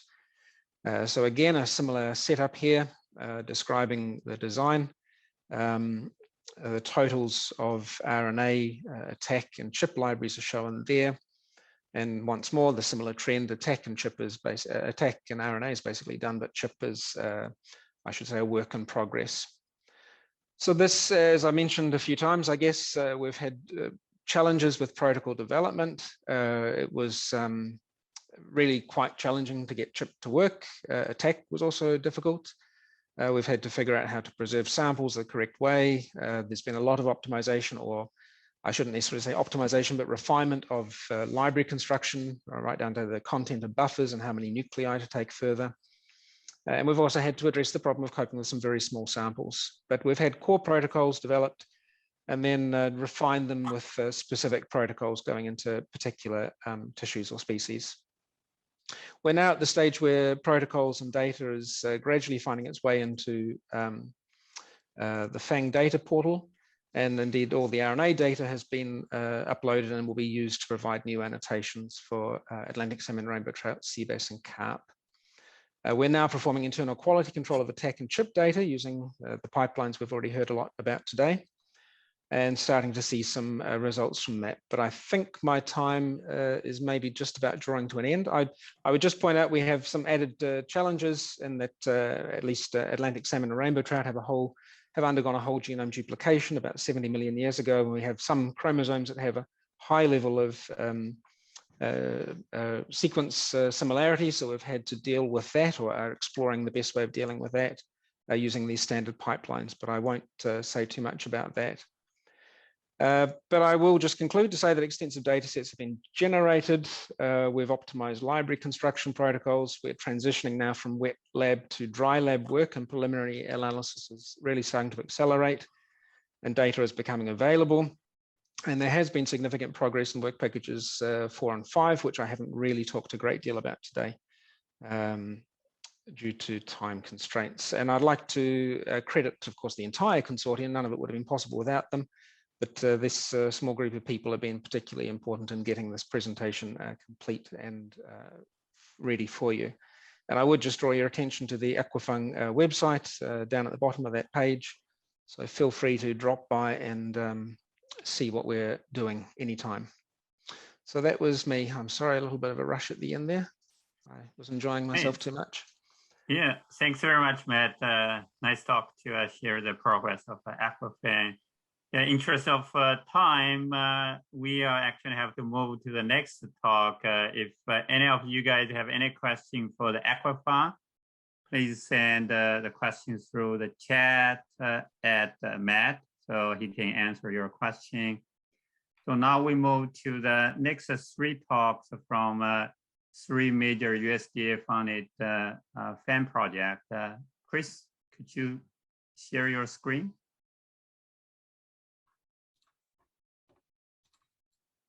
Can you see my Yes. slides?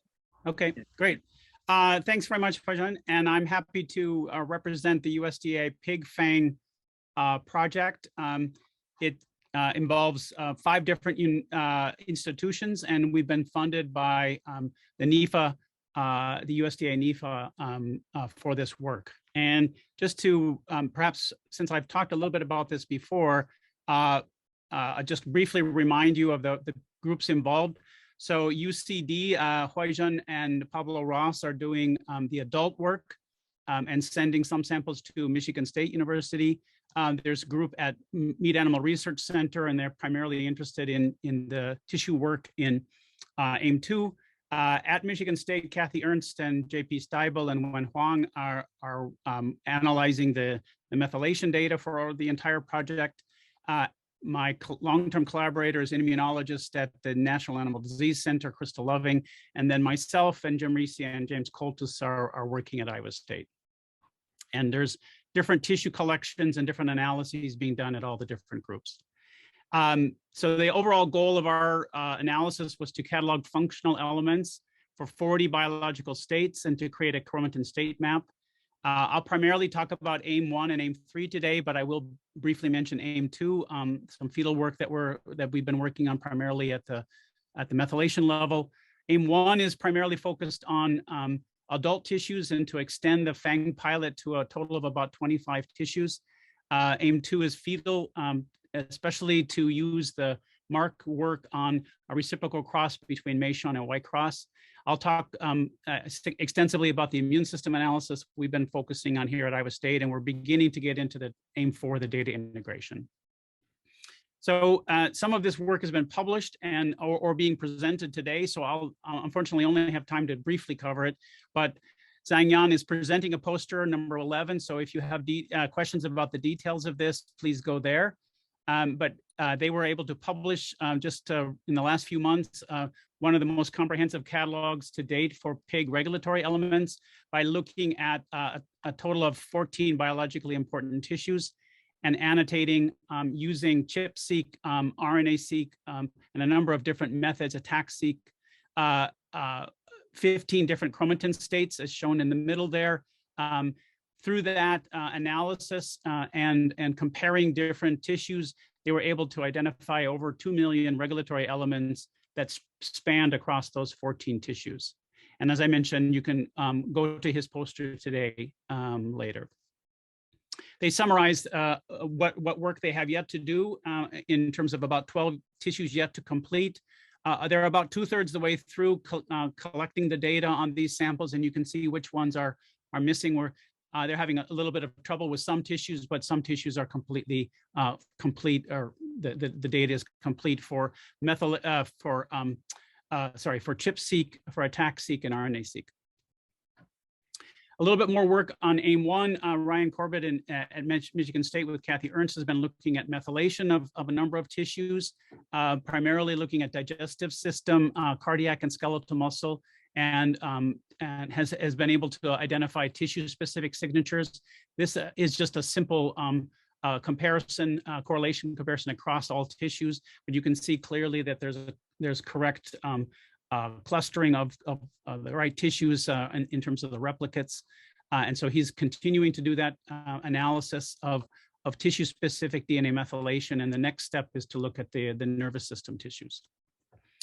Ryan's also working on AIM-2 for DNA methylation analysis, and he's presenting a poster on this data today. So you can look at poster 15 for details on this. But the idea behind this project is we have a divergent cross, as I mentioned before, which allows us to look very quickly or efficiently for the variance between the divergent parents in F1 fetuses and really identify allele-biased methylation events, or ABM, in several different fetal tissues in the pig. And he's been looking at both the genetic effects of breed, so looking at those genetic variants that are present in the Meishan or present in the white cross, or epigenetic effects, imprinting effects, which primarily is going to be due to the fact that it's a reciprocal cross, so we can look at both parent of origin alleles from Meishan or from the white cross, and he's been able to identify thousands of epigenetic allele bias methylation regions, and identified that overlap of those with known imprinted regions, known imprinted genes. And so you can see some of those known imprinted genes here, DLK1 and IGF2 receptor, and a number of different other genes that you would expect to be identified in such an analysis.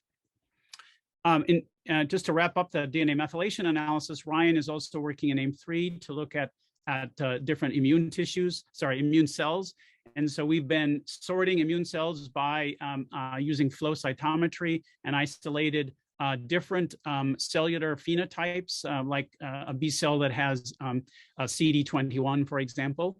And you can see if you just take the methylation data, you can easily separate the replicates into the B cells, the T cell origins, and the myeloid cells. So the different types of B cells and T cells. And one thing that he's been able to do is identify differentially methylated regions that distinguish the cell types, as you see in the PCA plot, but also begin to look at what regions are prevalent in specific marker genes and try to identify regulatory elements that might be controlling that cell type specific expression. So, for example, CD3 epsilon is a gene that marks T cells, and you can see in the colored lines all the T cell populations versus everything else. And you can see that there's a clear loss of methylation at the CD3 locus, specifically in T cells. So again, a way that we can begin to identify methylated regions that are differentially methylated regions that are due to cell type. And he's been looking at both cell-enriched genes as well as motifs in those regions for transcription factors, as well as link those regions to GWAS SNPs for immune traits. And so I won't go through those details. That paper has been submitted, and we'll see what happens with that. In the rest of AIM-3 work, we've been looking at transcriptomes first and looking at Pbmcs, as well as the sorted cell populations. And this just shows the bulk Rna-Seq of those sorted populations, and they're listed here. Obviously separates nicely into the T cell, B cell, and a monocyte dendritic cell type of population. We also looked at a number of samples that were partially contributed by the FAANG group, but also from the group at National Animal Disease Center with Crystal Loving. And so this is just showing with several different samples, we had over 38,000 cells in a single cell RNA-seq analysis using 10x approaches. And since this is published, I'm only going to show a couple of specific results, just to show you that if you compare the bulk RNA-seq and the single cell RNA-seq, you get really nice correlation or similarity of the data results. So if you take the top 25% of the genes that were enriched for particular cell types, you can show that they match the single cell cluster annotation. So on the left here is the single cell UMAP plot, just plotting all the different cells and into clustering based on gene expression. You can look at the genes that are expressed in particular cells and annotate those genes. And so, for example, this cluster, annotate those cells. This cluster is primarily made up of different kinds of B cells. And if you take the top 25% of the enriched genes for the two different B cell populations, you can see that, and you map them to the gene expression of across all these different cells, you can see that there's a very high level of expression of that population of genes in this population of cells. And so we think that's further evidence that the cell type specific gene lists can be useful even if you have RNA-seq data. Finally, we also compared to human. And there's a tool that's available in Seurat that allows you to do a de novo visualization by merging the human and the pig together. And the data is so similar that basically all of the cells in humans and in pigs are mapping basically together to the same clusters. And we can even identify clusters that might be specific for pigs or for humans. For humans, it makes sense because there's so many more cells in the human data set. But it's interesting that for the minority of the population of cells that we're looking at across human and pig, there are some places that appear to be fairly pig specific. So that should be interesting to look at in the future. We have also been working on single cell RNA-seq across pig tissues, in addition to just the PBMCs, the circulating cells. And Lance has been working on this data, 4 different immune tissues from two of the founding FAANG pigs. The cells were dissociated to isolate primarily immune cells. And the purpose behind this is to create an immune cell atlas, compare tissue data versus the blood data that I just showed you, and look at human versus pig. So I don't have time to show all 4 tissues. I'll just show you one example of bone marrow. And this is another a UMAP display, but now of bone marrow tissue extracted cells. And we find 33 different clusters. We find clusters of differentiated cells. So they're primarily here, and you can see many different specific types of cells there. But we also found many clusters that are annotated as progenitor cells, and that's shown in this area. And that makes sense since this, of course, this is bone marrow. We can map to the PBMCs and so look at circulating cells versus cells that are resident in the tissue. And when you do that, we do find that the circulating cells do have very high mapping scores to the cells that are identified as differentiated cells, and much less so to the predicted precursors. And what's interesting is if you look at human bone marrow compared to the human tissue, you do find a very high scoring to those progenitor cells from bone marrow tissue, as you might expect. And in a high level annotation, the human data mapping to the pig identifies this as progenitor cells. So it should be quite interesting. Lance presented this at the swine workshop, and if you would like, you can go to that recording. Finally, I just want to talk about one project that we've been working on more recently, and that's begin to look at Pbmc chromatin accessibility at single cell resolution. So using single cell ATAC-seq data. So we have samples from both of our 2 founder pigs in the AIM3 work, and using single cell ATAC-seq to cluster based on the chromatin accessibility pattern for PBMCs, we found 36 different clusters for about 17,000 nuclei. You can use the chromatin data to map to the nearest gene and use that as a measure of gene activity or gene expression activity, and use that to annotate those clusters. And you can see the annotation here. For example, monocytes are primarily found in this cluster. What's interesting is you can then integrate that with the single cell RNA-seq that we have for a separate PBMC population. And basically the annotations almost completely match. It's very, very useful information to show that single cell ATAC-seq data can be then used to annotate nuclei as well, or perhaps even in some instances, perhaps better than the RNA-seq data alone. She's been looking at differentially accessible peaks across these different clusters in order to try to look for regulatory elements that are specific for immune cell types, and just has some examples here. But again, due to time, you can go to her poster, which today is number 17, and where you can get further details of the enrichment of transcription factor binding sites to these differentially accessible peaks, and integration to look for regulatory elements. In the future, we want to compare to human regulatory information and create network analyses. So just to summarize the status of AIM3, some of the work has been published. Some of the methylation sequence data has been submitted. We are nearly done with collecting data on histone, ATAC-seq, Rampage, and Isoseq, and we're beginning to start the data analysis there, and that primarily will be done by Ryan and his collaborators. And then single cell, in the single cell side, some of it's been published. Part of it is the data has been complete.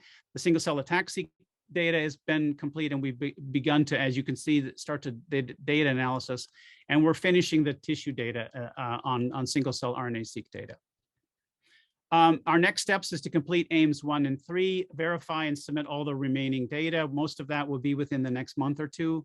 We'll complete analyses on the existing data, and we'd like to contribute to the tissue atlas and create an initial single cell immune atlas of tissues. We're continuing to work, on AIM2 fetal work with Ryan Corbett and a visiting scientist that should come soon, and hopefully we'll be able to complete AIM2 work this year. And we're beginning to work on initiating AIM4 with integration across groups and samples within our project across different aims, but also with the EU project. As Ola said, we have complementary tissues and stages, and so that should be very useful to compare that. We're also interested in collaborating with PharmGTex in terms of linking epigenetics to genetic variation, and with the AG2PI effort. And I'll just stop there and thank all the FAANG members, as well as the Piggy group here in Iowa. Thank you very much. Okay. Very nice talk, Chris. So anyone have any question? I see one question from the chat. Ask basically said the very impressive work. Any idea why your FAANG project seems like a little bit behind the USDA? I'm not so sure about that, Guillaume. Partly we started, I think, about a year and a half ahead, but I was quite impressed with the data that's been collected so far within just a year or two on the EuroFAANG project. So I guess we have some papers published, I guess, which may be what you're thinking about. But I think some of the important papers on integration really are to come. And I think those should be quite exciting, especially across all of the tissues that all of the groups are creating. Okay, another question. Yeah. Was the single cell ATAC-seq generated at the same time? So no, it's not a multi-omic. So we don't have single cell ATAC-seq and RNA-seq on the same cell. They were independent projects. We're looking at the multi-ohm approach from 10x. I'm a little concerned because at least the price we have is basically not too different from doing them independently.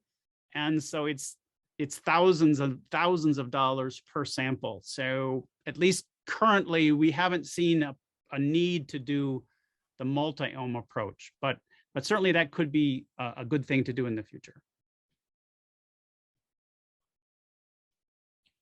There's another one from chat. So you mentioned that there are peak-specific cell types relevant to human in Pbmc. Have you investigated whether these help explain difference between pigs and humans? Yes, I was just trying to find that slide. I don't know where it went. I guess you can't, I'm not sharing anymore, or I am still sharing. Okay, so you can see that. I think you're referring to these places where we see pink cells that don't appear to overlap with human. We're just starting to look at that and see what the cell type of those cells are. They don't look to be clearly a particular cell type that we can identify as present in pigs, and that cell type is absent in humans. We're looking to see if we might need to refine this. The pink cluster down here is probably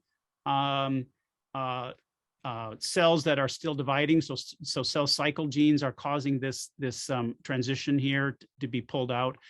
So I guess my shorter answer to your question is that we haven't really explored what kind of cells those are yet. Okay. Any other question for Chris? If there are any others, I'll be happy to answer them in the chat. Yeah. Okay. Thanks, Chris. Sorry, I should stop sharing. Yes, please. That was a hint, right?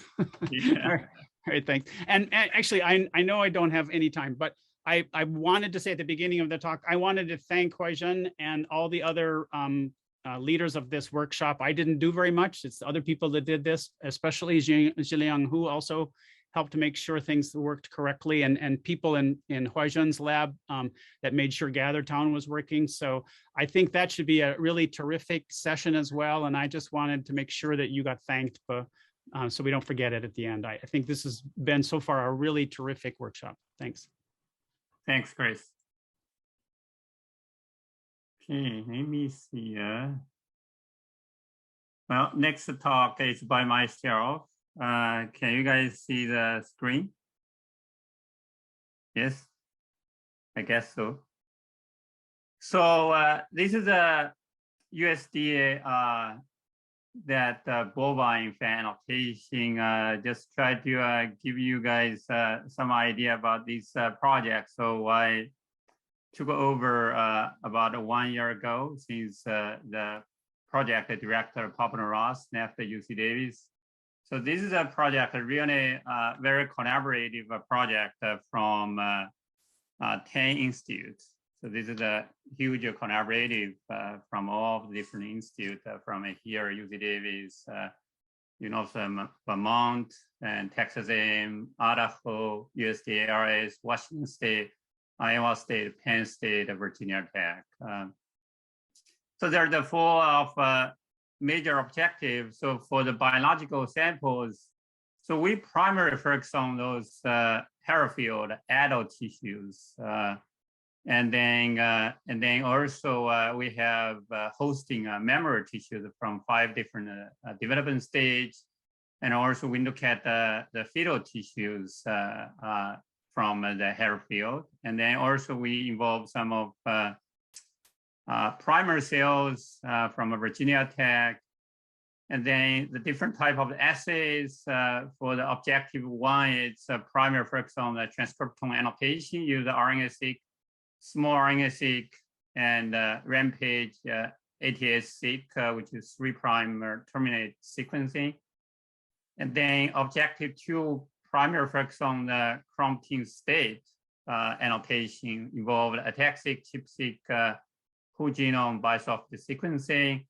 And then we will integrate all of those sequencing information for the functional annotation of the regular elements and distribute all of the data to the scientific community. And finally, we want to apply all of those information to the more genome-wide association data set to inform how the functional annotation can improve the accuracy of the genetic variants associated with the complex traits in cattle.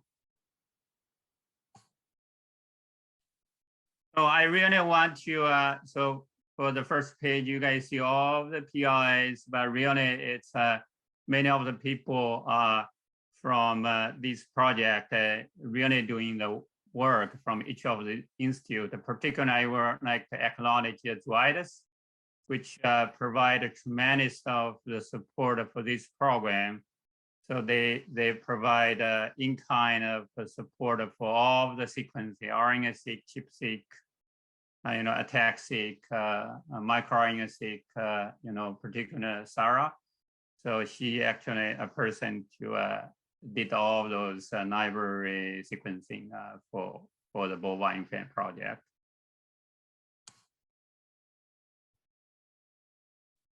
So here are the samples, total of the samples we connected, generated.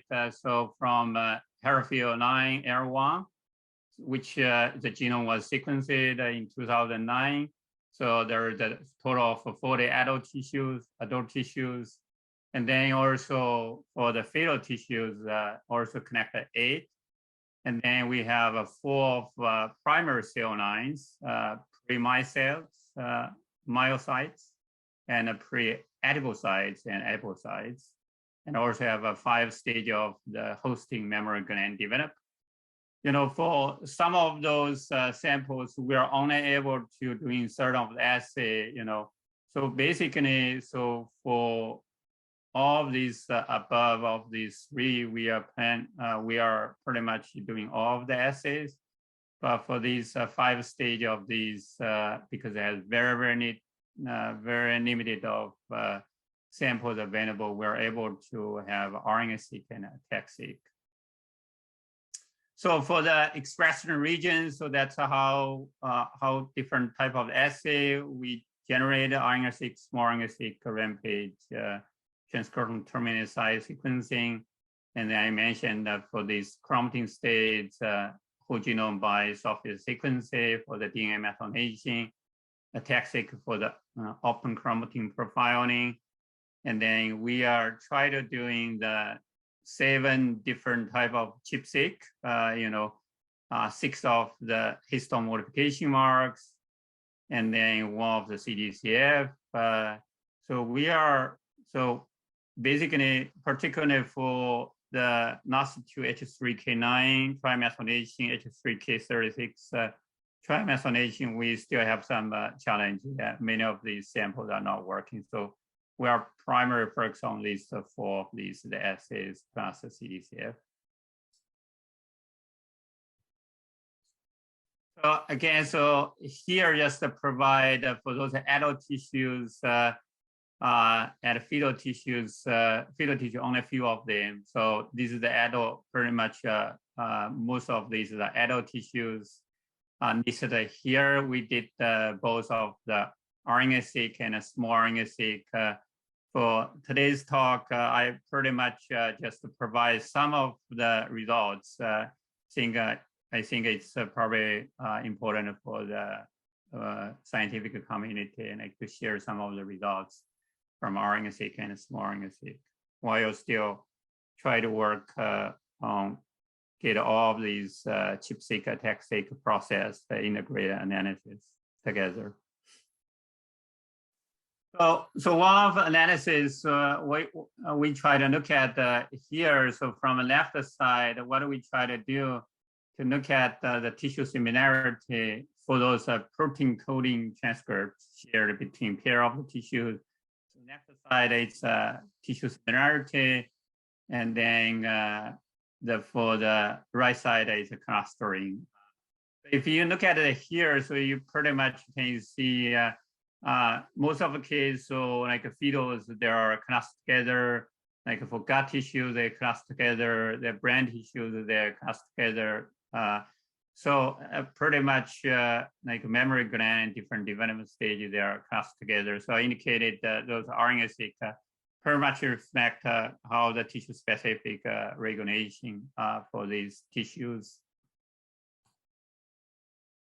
And then also we are not just look at the transcripts, but also coding transcripts, but also we're able to look at the non-coding transcripts. If you look at here, pretty much so the cluster have a little bit different, but pretty much again, so you will see the fetal tissues that are clustered together, the gut tissue, brain tissues, different development stage from a memory gland, they are clustered together, even for the non-coding transcripts. So we see the similar patterns.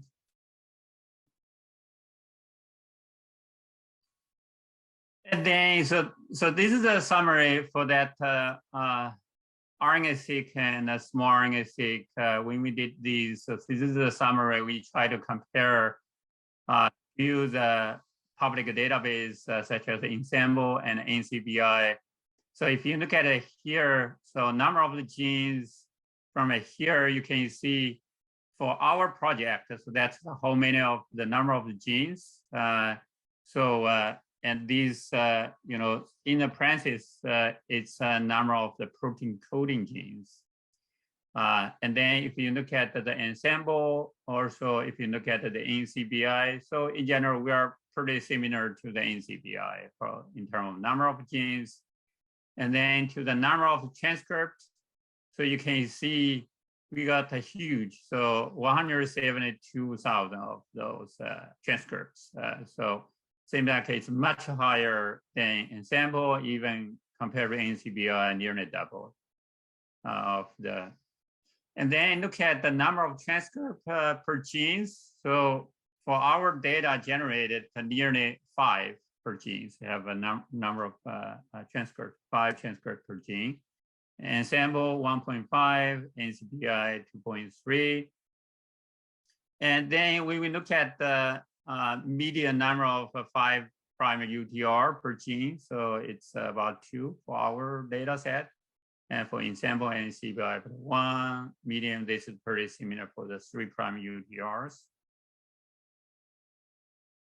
So this is some of the, you know, more of detailed information in terms of the classification of the, you know, predictor transcript into the different biotype. I just mentioned we have almost 172 transcripts identified or detected. So for the protein coding, have 85,000, and then non-coding 86,000. If you look at all of these, so primary is a non-coding RNA, and then next one is AMD, and then for the non-coding RNA, so 30,000 is from antisense. Next one is introgenic, about 12,000, and 5,000 immunogenic, and I have a sense introgenic about 1,700. And then if we look at the genes, 35,000, protein coding genes about 21,000. And then if you look at it here, how many know? It's 18,000, and then have roughly 3,000, it's novel. And then for non-coding genes, have 11,000. And then how many know? It's 2,800, and then nearly 8,000 of those are novel non-coding genes. Pseudo genes, 3,000, and then roughly half non, half new.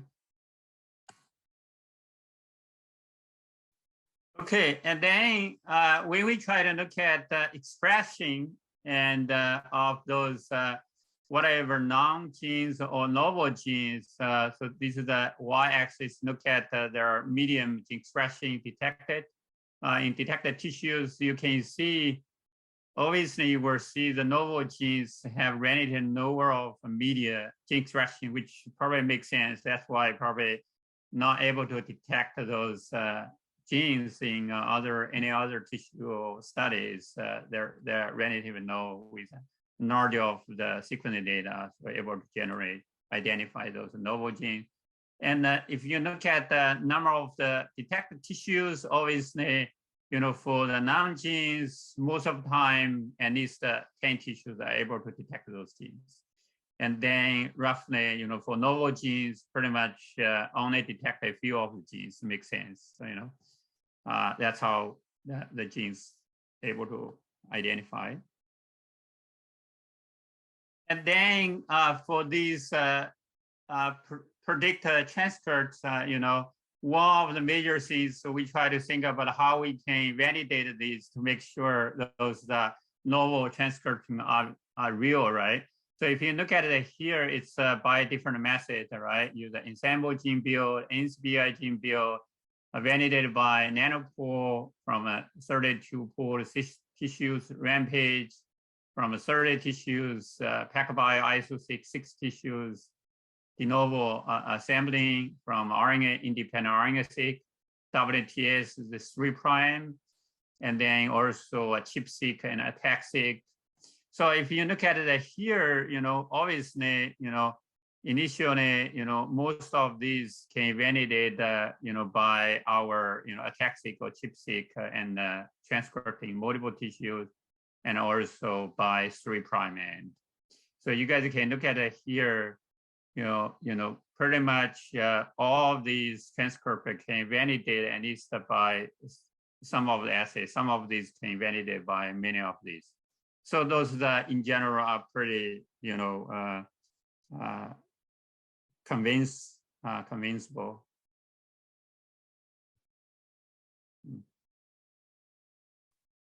Okay, so again, just from here, so this one we try to look at, in terms of, compared to Ensemble and then NCBI, so Ensemble from left side, NCBI from right side, try to look at, how many of these from a 5' and a 3' end, extend a 5' and 3' end. So overall, basically, you can look at it here. This is a from a 5' end. This is from a 3' end. Here, 3', sorry. And this is a both. And but you can look at it here by WTDS. Nearly 90% of these can confirm by WTDS, and also from 5' end, so also similar number of percentage of these can be confirmed by Rampage. Similar to the NCBI, so pretty much here for the 5' extended and the 3' extended, we're able to validate these by independent assays. And then, so for the microRNAs, and then we look at the distribution of number of the gene expressions. So you can see, so obviously, number of the microRNAs around 700 have roughly 600 of these. These are the different tissues. So we able to detect lots of novel of microRNA. And then if we look at a median, so again, so for those novel microRNA, you usually have a relative lower expression. Number of tissues detected also is relatively lower. And then again, for those of the microRNA, right? So if we look at the microRNA by different type of assay validated, so pretty much you can see the not validated only have a 50. This is the number of the this is the non microRNA, and this is a novel microRNA. So if you look at a novel microRNA, if we're not able to validate it, only have a 7 not validated. So pretty much they are very consistent. And then also we try to look at the alternative splicing from those 8 different these. If you look at an Ensemble and NCBI, try to look at a splice and transcript, and transcript have a alternative splicing. Again, from our data, we see a huge number of the increase from alternative splicing. And then if we look at per genes, per alternative splice genes, how many of number of alternative splice events. So you see pretty much most of these have very few, and very, very few of those genes have many. If we look at top 5% of these, look at their genome ontology function, you see pretty much related to the RNA splicing, others related to the splicing events. So makes lots of sense. So our next step, actually, we try to use all of the ChIP-seq ATAC-seq data to annotate, chromatin states. This is 15 different chromatin states. Look at the 5 different states of promoter, 5 different states enhancer, and the other repressed, depend on the combination of these.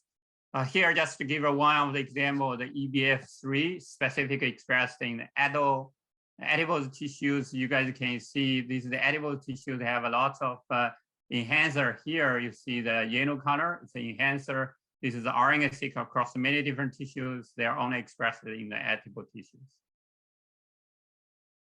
And here, just to give one of the examples, so these gene regulation, the regulatory elements between the adult tissues, upper 2, and compared to the fetal tissues.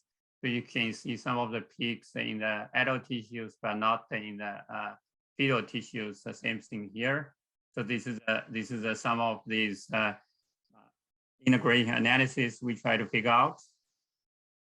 So next step, so we tried to doing a chromatin state prediction across multiple tissues, different stage and cell lines.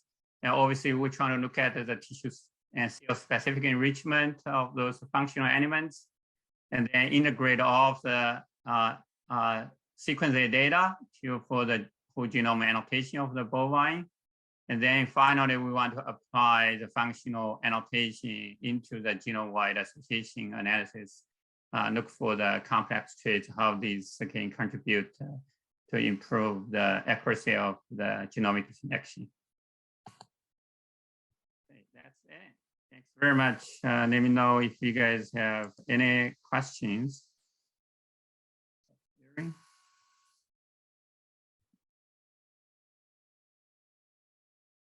Okay.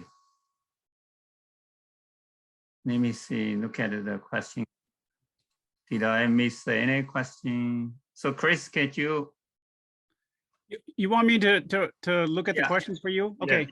So, well, I think the first question was mine.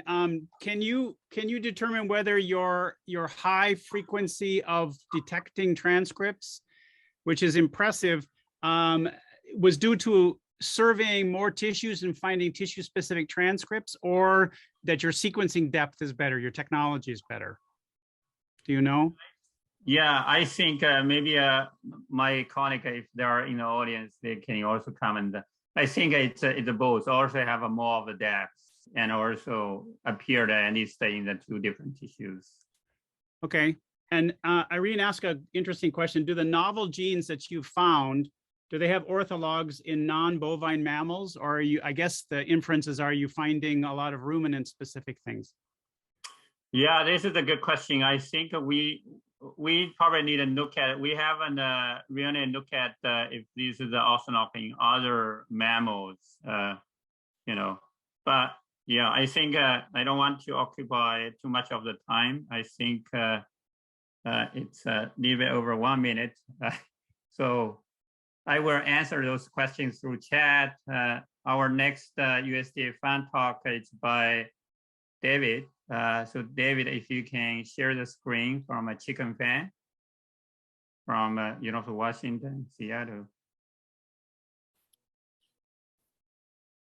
David, could you see the screen? Can you see my screen? Yes.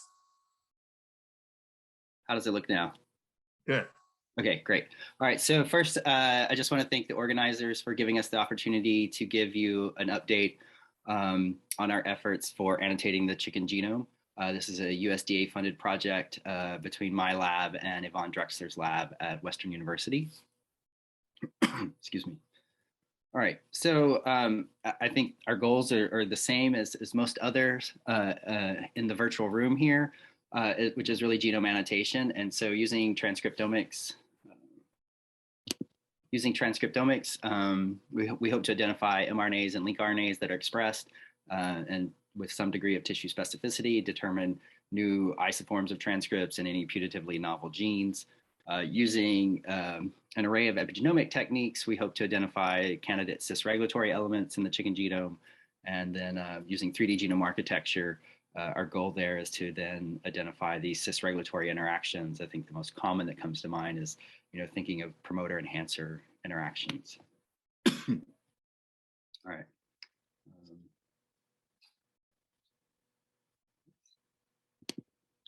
Okay, so these are the tissues that we've been targeting: immune cells, female reproductive tissues, large intestine, some tissue-resident immune cells, and some immune-related tissues such as the bursa and thymus, et cetera, and then muscle tissues such as breast and thigh, for a total of about 20 cells and tissues. And the assays are those that you've kind of all been hearing about today: Rna-Seq, Attack-Seq, ChIP-Seq, whole genome bisulfite sequencing. That's what I'll focus on today, are those first 4 assays, and we hope to start the 3D genome architecture later this year. And this is all being done in a line that the ADOL line, that's a 6-7 line cross, the F1 progeny that has been provided to us from Hans Chang's lab. All right, so a little bit of information on the transcriptome. So we've basically been doing ribo minus Rna-Seq to about using paired-end sequencing to roughly about 50 million reads so that we could identify mRNAs and long non-coding RNAs. Some of this data has already been published last year, so I'm not going to go into a whole lot of it, but I will cover a few interesting highlights. In the paper, you can look to see where we've quantitated RNA biotypes and tried to identify isoforms or novel transcripts, and we've done some differential gene expression analysis. And I'll highlight some of that here. So in this table, it's just to give you an idea that on average for coding genes, the tissues, cells or tissues seem to be expressing, I would say probably on average, 27,000 genes and about on average, maybe 80,000 total transcripts across cells and tissues that we've surveyed so far. And this is about a little more than half the transcriptomes. But I think one of the things that we were really interested in as well, we're just trying to identify novel transcripts or isoforms of transcripts. To do this, so we're doing short read sequencing, but we are using string tie to try to identify the types, to basically piece together the transcripts based on from the Rna-Seq data. The diagram over here to the right just kind of gives you an idea of the various outcomes that one might obtain using annotated known annotations of exons. And so whether or not you're getting identical complete matches, that actually turns out to be about 61% of the transcriptomic data that we've generated so far. These are complete matches to the most recent build from NCBI. And then the other splice variants are often some variation of a usage of known exons. But in category U down here, you can see that it's none of the above. So these would be completely unknown or completely novel. And that in the pie chart here, that's about 5% of the transcriptomic data that we've generated. And I like visual pictures of things to really see the data themselves. So here's just a browser shot showing you across the top here. These are NCBI annotations within the chicken genome. In blue in the middle here are the string tie annotations that are used. And then across the bottom in orange are novel transcripts based on our string tie annotations. So you're basically just subtracting the blue from the gray, and the orange is if there's anything novel is left over.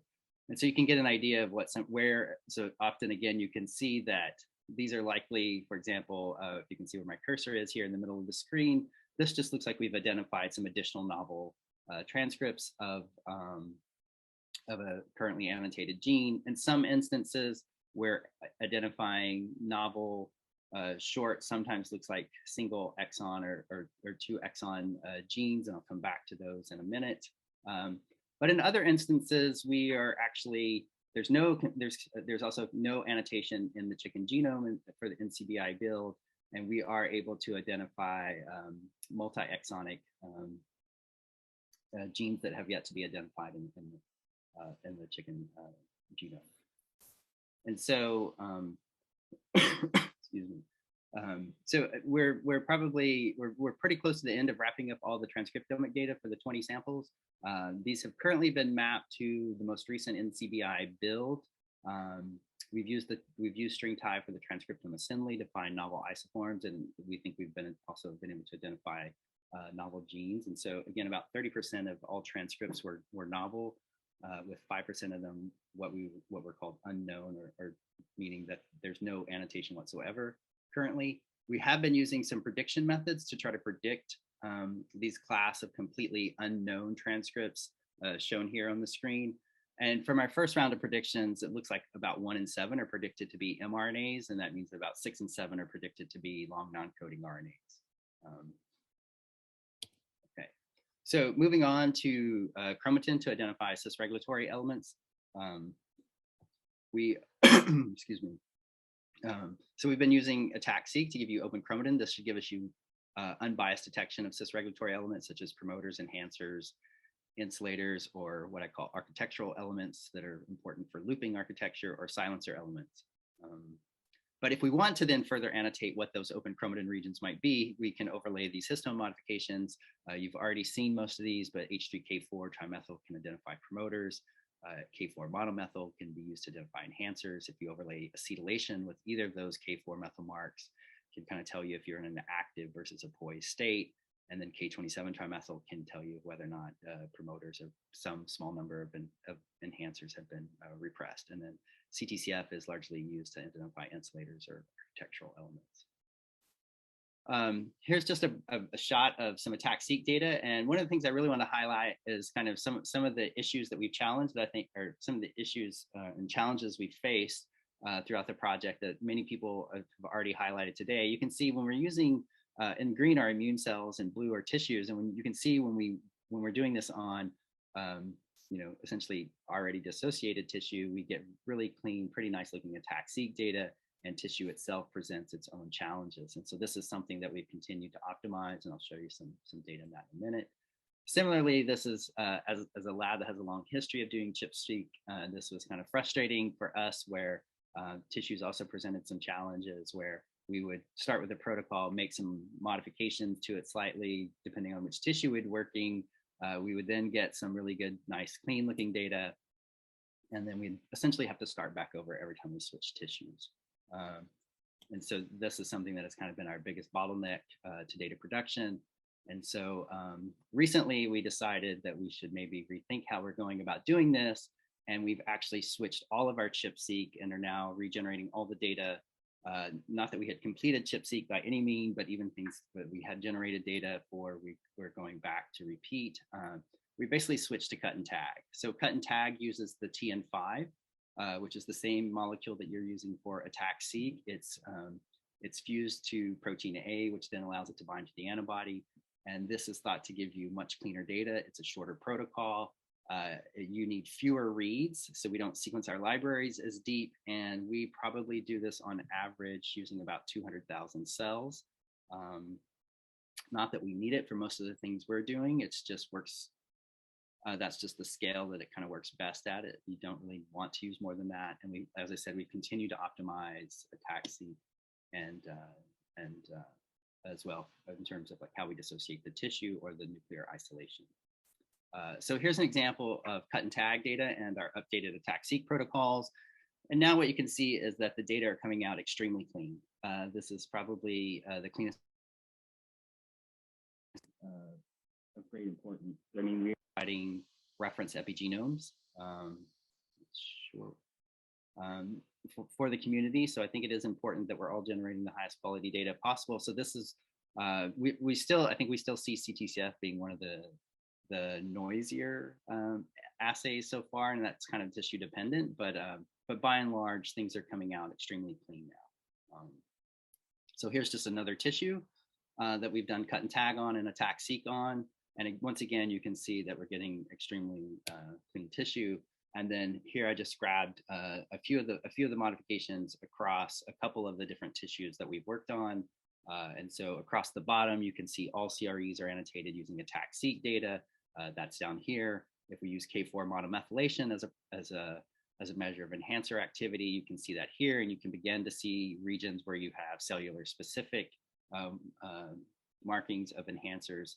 And so I think similar to what we've seen in human and mouse data prior to this, we don't see as much cellular specificity for H3K4 trimethylation, but this is a mark, as Haljan just pointed out, that can be used to also help validate some of their novel transcripts by showing that their promoters are indeed marked. Okay. All right. So in summary, so we're probably about, I think, we have preliminary data now at this point using cut and tag for the major antibodies that I mentioned, probably now on getting close to half of the tissues. And so I think between that and the attack-seq, we're probably getting close to about 350,000 candidate cis regulatory elements. So I expect that to increase dramatically as we wrap up the ChIP-seq and the attack-seq over the next several months. But just to kind of emphasize the improvements that were made, our FRIP scores have jumped up dramatically. We now typically see FRIP scores. So this is the fraction of your reads and your peaks. I think if you're typically have a FRIP score that's around 0.2 to 0.3, you're pretty satisfied that you have decent quality data. And we actually see our FRIP scores jump up pretty dramatically. I would say on average, we're probably in the 0.5, 0.6 range, but we've seen them as high as 0.7 or 0.8. for some libraries, especially like I think 0.8 is like the K4 trimethylation. That's a pretty clean mark. So this has been a dramatic improvement for us. So if you haven't started ChIP-seq or you have samples where you have limited number of cells, I would highly recommend taking this approach. Lastly, I want to talk about a little bit about whole genome bisulfite sequencing. So while whole genome bisulfite sequencing is a great epigenetic modification for understanding gene repression, how cis regulatory elements such as promoters or enhancers get inactivated by the acquisition of DNA methylation, I also like to remind people that you can also use your whole genome bisulfite sequencing data to annotate cis regulatory elements. This was, I think, first came out of Dirk Schubler's lab, where they identified what they called UMRs, or unmethylated regions, and LMRs. And since then, others, including ourselves, have gone on to try this. And there's computational tools for doing this. But basically, what I'm showing you in the bottom here is if you look at whole genome bisulfite sequencing and ATAC sequencing right next to each other, you can see that one is essentially an inverted negative of the other. And so not only do we hope to look at how gene expression is controlled when we make pairwise comparisons and look at differentially methylated regions, but we're also starting to use this to identify UMRs and LMRs. And the UMRs largely correspond to promoter regions, as you can see this large unmethylated region here, whereas the LMRs, these lowly methylated regions, often correspond to more distal cis regulatory elements. So we're almost done. I think here we have I think here I'm showing you 18 cells and tissues where we have whole genome bisulfite sequencing. The coverage is shown here on the left. The percent methylation is shown on the right. We have very good bisulfite conversion as required, and mapping efficiency was pretty high. The few samples maybe here where our coverage is just a little bit lower than we want. So some of those libraries are going back on a sequencer to push the coverage just a little bit deeper. But we hope as well to have that. So again, I think we only have a couple of tissues left to generate whole genome bisulfite sequencing on, and a couple of the previous already generated libraries likely need 2 to 5x more coverage. And we're currently in the process of calling LMRs and UMRs. We have done a little bit of DMR analysis, but I didn't present that here today. And of course, when you have whole genome sequencing of any sort or any sequencing data, you can use this to identify SNPs across the genome. So we began trying to call SNPs from the whole genome bisulfite sequencing data to look at allelic DNA methylation. This will, I think, because once we aggregate all of these, we will have hundreds of X coverage across the genome. So we should have pretty accurate SNP calling, and this will help us when we also look for SNPs in the other sequencing-based data to look for allelic differences in chromatin data or Rna-Seq data. So I think, again, I think our goal is hopefully in the next several months, we'll be able to wrap up most of the 4 major assays and then move on to starting the 3D genome architecture data, and then continue on with data analysis and start getting more and more of the data submitted. I'd like to just thank the people in my lab who've worked on generating these data, and as well as the people in Yvonne's lab and Hans for supplying the birds. And we also got some of the birds early on from Hal Jin's lab and our funding source. With that, I'll be happy to take any questions. Nice talk, David. So there's the question, I think, about the CutTech. So from the chat, basically, did you think the CutTech will replace the ChIP-seq? I do. I mean, I think for us, I really don't envision us going back. And I've been doing ChIP-seq since it was ChIP-chip. And so it's it's fast, it's efficient, it's extremely clean. I mean, those really are just representative data sets. We typically have to sequence a lot less.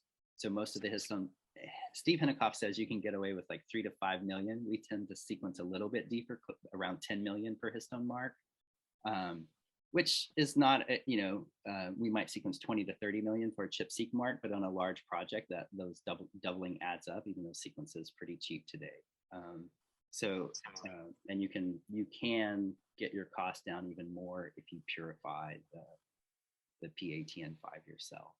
We've currently been using commercial, but we've started the process of trying to purify it ourselves to get our costs back down. Right.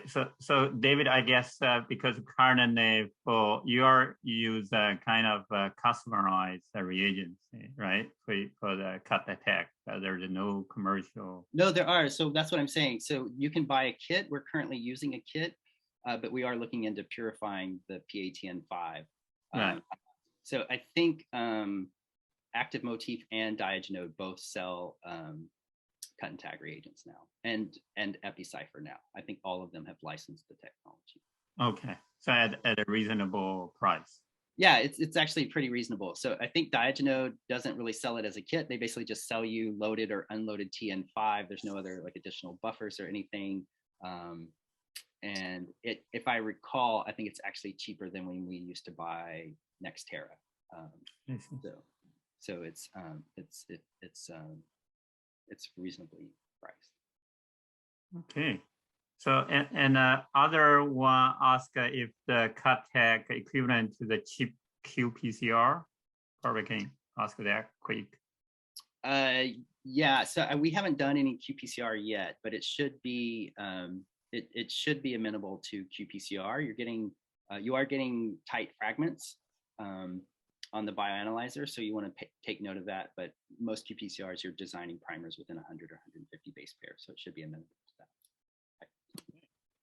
Great, thanks very much, David.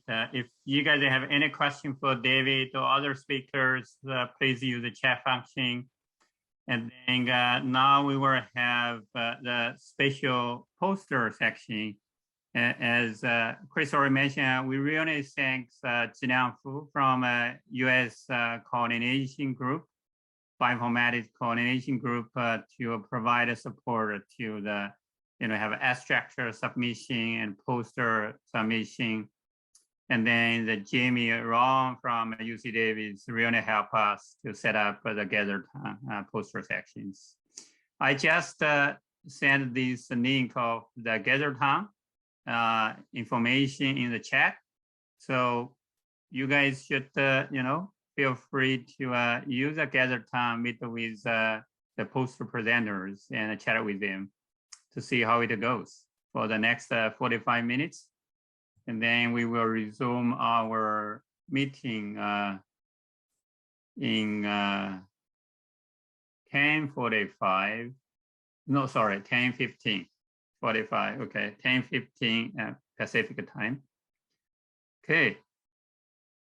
If anyone have any question, have a trouble to get to the gather time, you can use the chat, send a message here. I think Jimmy is here, or JW is here to answer any question you guys might have. Okay, enjoy the gather time. Arjun, do you mind if I put the link in the chat? I already put. Okay. Yeah.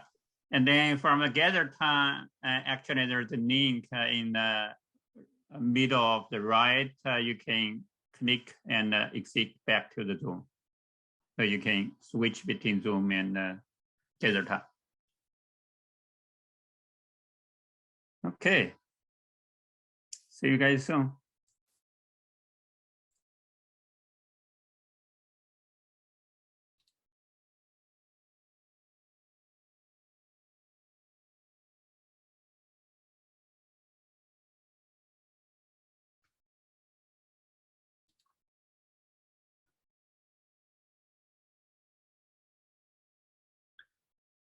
Hey, Chris. Hey, Ryan. I didn't intend to come right to your poster, but I guess I must have left myself there or something. I went and looked at it earlier. Yeah, I accidentally fell into a few before going around them all and then being able to get into mine. So how do I can't move. You can move. Well, I don't know how you exit a room. I know it looks like there's an X in the top right. So I don't know if you click that, if it'll. Well, you can move. You only use the cursor that the full way. Okay, maybe it's closed. Maybe it's covered up. I got to move myself around or something. Otherwise, you were here. What did Ryan talk to other people? And you're hearing me? through the Zoom? Should I mute on Zoom or? No, it's through GatherTown. Oh, okay.